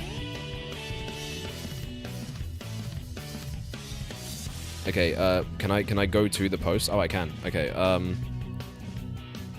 Here are the templates. Okay, so I did the... Oh, okay, wait, no, this has both of them. Okay, so... Bro, what the fuck is this? Okay, so here was my Nintendo 2024 prediction. Now, how much of this did we actually get right? So, Mario vs. Donkey Kong, the Super Nintendo World expansion. That did happen, but that was a bit later in the year. I think that was like around here. I think. Okay. Princess Peach Showtime, right, that stuff all happened. Nintendo Direct, we did get one, but it wasn't on that day. It was like a week after that. There's GameCube on Switch Online and Smash 64. Listen, man, I'm telling you, every single year without absolute fucking fail, I will put these on. Alright, another code. Yeah, so that stuff was all confirmed. Okay, so we did get Metroid Prime 4. We didn't get the Switch Pro or 2 reveal, but they did. This was actually around the time that they confirmed it existed, so I'm going to take that. We did not get a Switch presentation for 2024. We did not get a new 3D Mario game. We did not get the Wii Phone. Nor did we get... what is this? Oh, right. Okay, that's part of the Pokemon thing. So, all Pokemon games on NSO, we also did not get. Paper Mario the Thousand Year Door, yes, we did get, but that was already confirmed. Earthbound remake. This freaking thing, I don't even really know what it is. Luigi's Mansion 2, Nintendo Direct, 9/18. We didn't get it. We didn't get a September Direct. Actually, we didn't get one at all. So that was interesting. Boo. Oh, hi. We're looking back at our prediction from last year. Okie dokie. And then what's this? We got Splatoon. That ended up coming out a bit earlier than that, I think. I feel like that was around April to June. There was a Mario and Sonic there prediction, which at the time that made sense, but you know, since then, or pretty much not long after that, they confirmed that the series was dead in favor of NFTs. So you love to see it. So yeah, that just kind of didn't happen. Oh, Mario Party though. There was a new Mario Party, so I did kind of cook there. I put Metroid Prime 4 releasing in 2024, which also did not happen. Mario added to Fortnite did not happen. I guess this is the Switch Pro releasing with a new IP. Yeah, that obviously didn't happen. Neither of those. And Mario Odyssey 2 did not happen. You know what? Honestly, that wasn't bad. That's actually not bad. Like, I didn't do horrible with that one. Obviously, yes, it's incredibly stupid. But it's actually not dumb. Like, it's incredibly stupid, but it's not dumb. I'm shocked. Like, I genuinely kind of cooked with that one. I got some of that right. Alright, let's look at the Sonic one. So January to March, Knuckles show. So obviously, yeah, that was already confirmed. But I did not get this right, because I think it dropped in April. This was Sonic Prime Season 3, which we did get around that time. That was obviously already confirmed. Advanced games on NSO did not happen, but it will this year. Okay, we got Sonic in Fortnite. We got Sonic Central, which did not happen at the same time it normally does. Adventure 1 and 2 remasters, that did not happen around that time. Also, the Sonic 3 trailer did not drop around here. Pretty much all of most of this stuff just happened, but just like not at the same time. But then again, a lot of these are like predictions that anyone could really make. Like this none of this was really too brave. There was Sonic Superstars Plus though. I definitely did try and do something there with Mighty and Ray. Sonic Fighting Game, Sonic Symphony behind the scenes. Did we get something like that? I don't think we did. Shadow the Hedgehog remaster is actually disturbingly close to what we got, but that is not that is not what we got. October to December obviously was Sonic 3 releasing, and then Sonic Prime Season 2 announcement, which has still yet to happen. And a Switch port for Sonic Dream Team. Okay, so I mean, you know, not bad, but then again, it's like a lot of this was just stuff we kind of already knew about.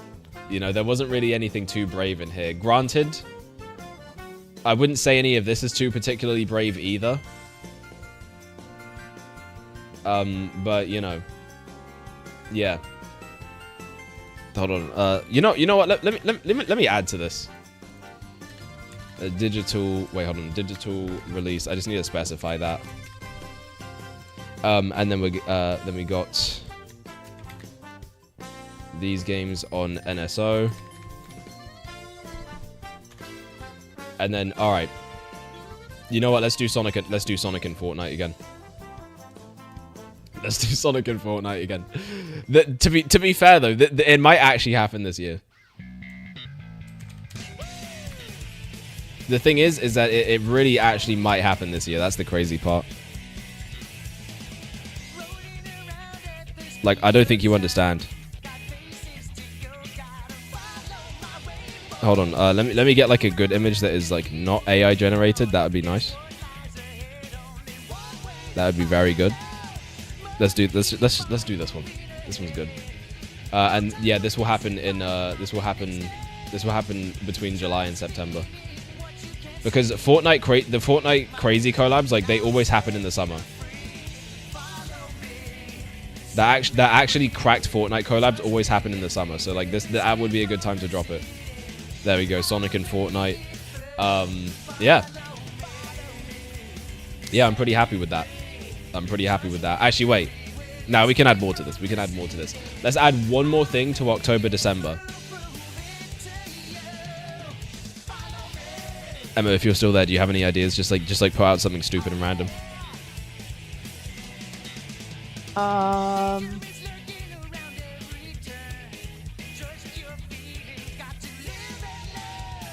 Okay, thank you.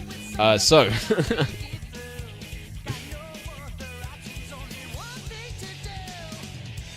are you there? Yeah, but I thought you were moving on because I was thinking for too long.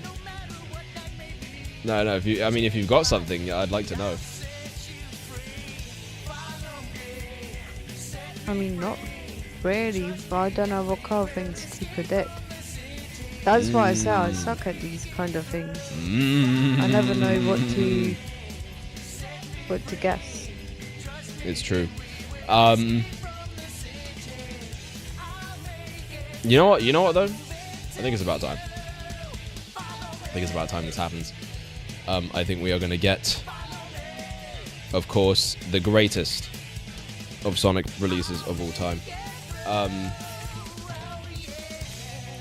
The greatest Sonic show of all time is going to return in 2025. And to tell you the absolute freaking truth, like this thing might come out and it might just actually destroy the Earth. That's the absolute magnitude of what we're looking at here, and this is it's gonna happen. Like, no matter what you do, Sonic will in fact be underground. And I think that's what's kind of fucked up about it, if anything, is that it's basically inevitable. So there we go. So that's my prediction. I can't wait to be back here. Do you not think they'll do a trailer for the next movie? Hell no. I don't think so. I mean, I'll be honest. If they didn't drop the trailer for Sonic 3 until like 3 months before it came out, I really heavily doubt they're gonna drop a trailer for Sonic 4 like 2 years before it comes out. I'll be completely honest. Like, I don't think it makes sense. I think at best we're getting a TV show announcement for the movie franchise. I think that's about all we're getting. They're going to be like, Keanu Reeves will return for a Shadow the Hedgehog spin-off series. And then it's going to be like Black Doom will be there, and then we're going to get Rouge, and it's going to be peak. Except we're probably not going to get Rouge. We'll probably get Black Doom, though. I can see Black Doom actually making it into the movieverse. But, you know, I'll talk more about that in my Sonic the Hedgehog 3 spoiler review, which you should definitely check out when it drops at the end of January. But that's pretty much going to do it for today. So, Emma, thank you for joining me. That was fun. That's okay. Even though I'm like 90% sure you were asleep for half of that. No, I was here. I just didn't know what to say. Okay, fair enough. I thought you would have been tired by now, but well, you must be now at least. I am very tired. Okay, so yeah, but this was fun. So I mean, you know, I'll have you back on for the next one, whatever the next one is necessarily. Okay. Okay, goodbye. Bye. All right, now with that said, thank you guys for watching. Really appreciate it. Make sure to follow us here on twitch.tv/ExtraZoneArcade if you're watching the VOD on Twitch right now, or if you're watching on YouTube, go ahead and subscribe here on Extra Zone Live, because you can be here live as the streams go on, when all the fun stuff happens, and it is always a good freaking time. It's a grand old laugh that we always have here.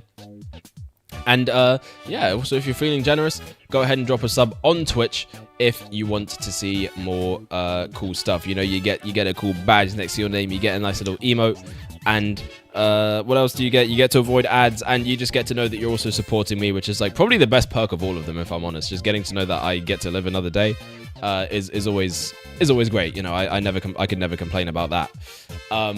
So yeah. That is kind of what's cooking. Go follow me on Threads because I yap about stuff on there. And yeah, that's just about going to do it for today. The next stream is going to be something. I actually don't know, because originally I was going to split this stream into two, but I was thinking it could be one. It can just be one stream. The 2025 predictions and the 2024 review were, yeah, those were originally going to be two separate streams, but I feel like now I felt like they didn't really need to be split up all too much. So yeah, that's all good. Also, I'm actually very tired myself. That's why I'm kind of I keep like forgetting what I'm saying. Because, oh my god, I'm so tired and I'm not used to streaming again, because even if I take a short freaking break for some reason, it just completely, it screws me over really badly. But hey, you know, the good thing is at least is that we're back, we're in full force. 2 streams a week again, or not again, but like, you know, we're up to 2 streams a week now, compared to just 1 like it was last month. So I'm sure there's plenty more room for some fun stuff to go down. That's now 8 streams a month at least. So yeah, it's currently -8 degrees where I am, so I should get to bed and get into something warm. And also, yeah, I'll see you in the next one. I'll see you guys there, you know what I mean? You know what I mean? Okay, bye. Woo, see ya.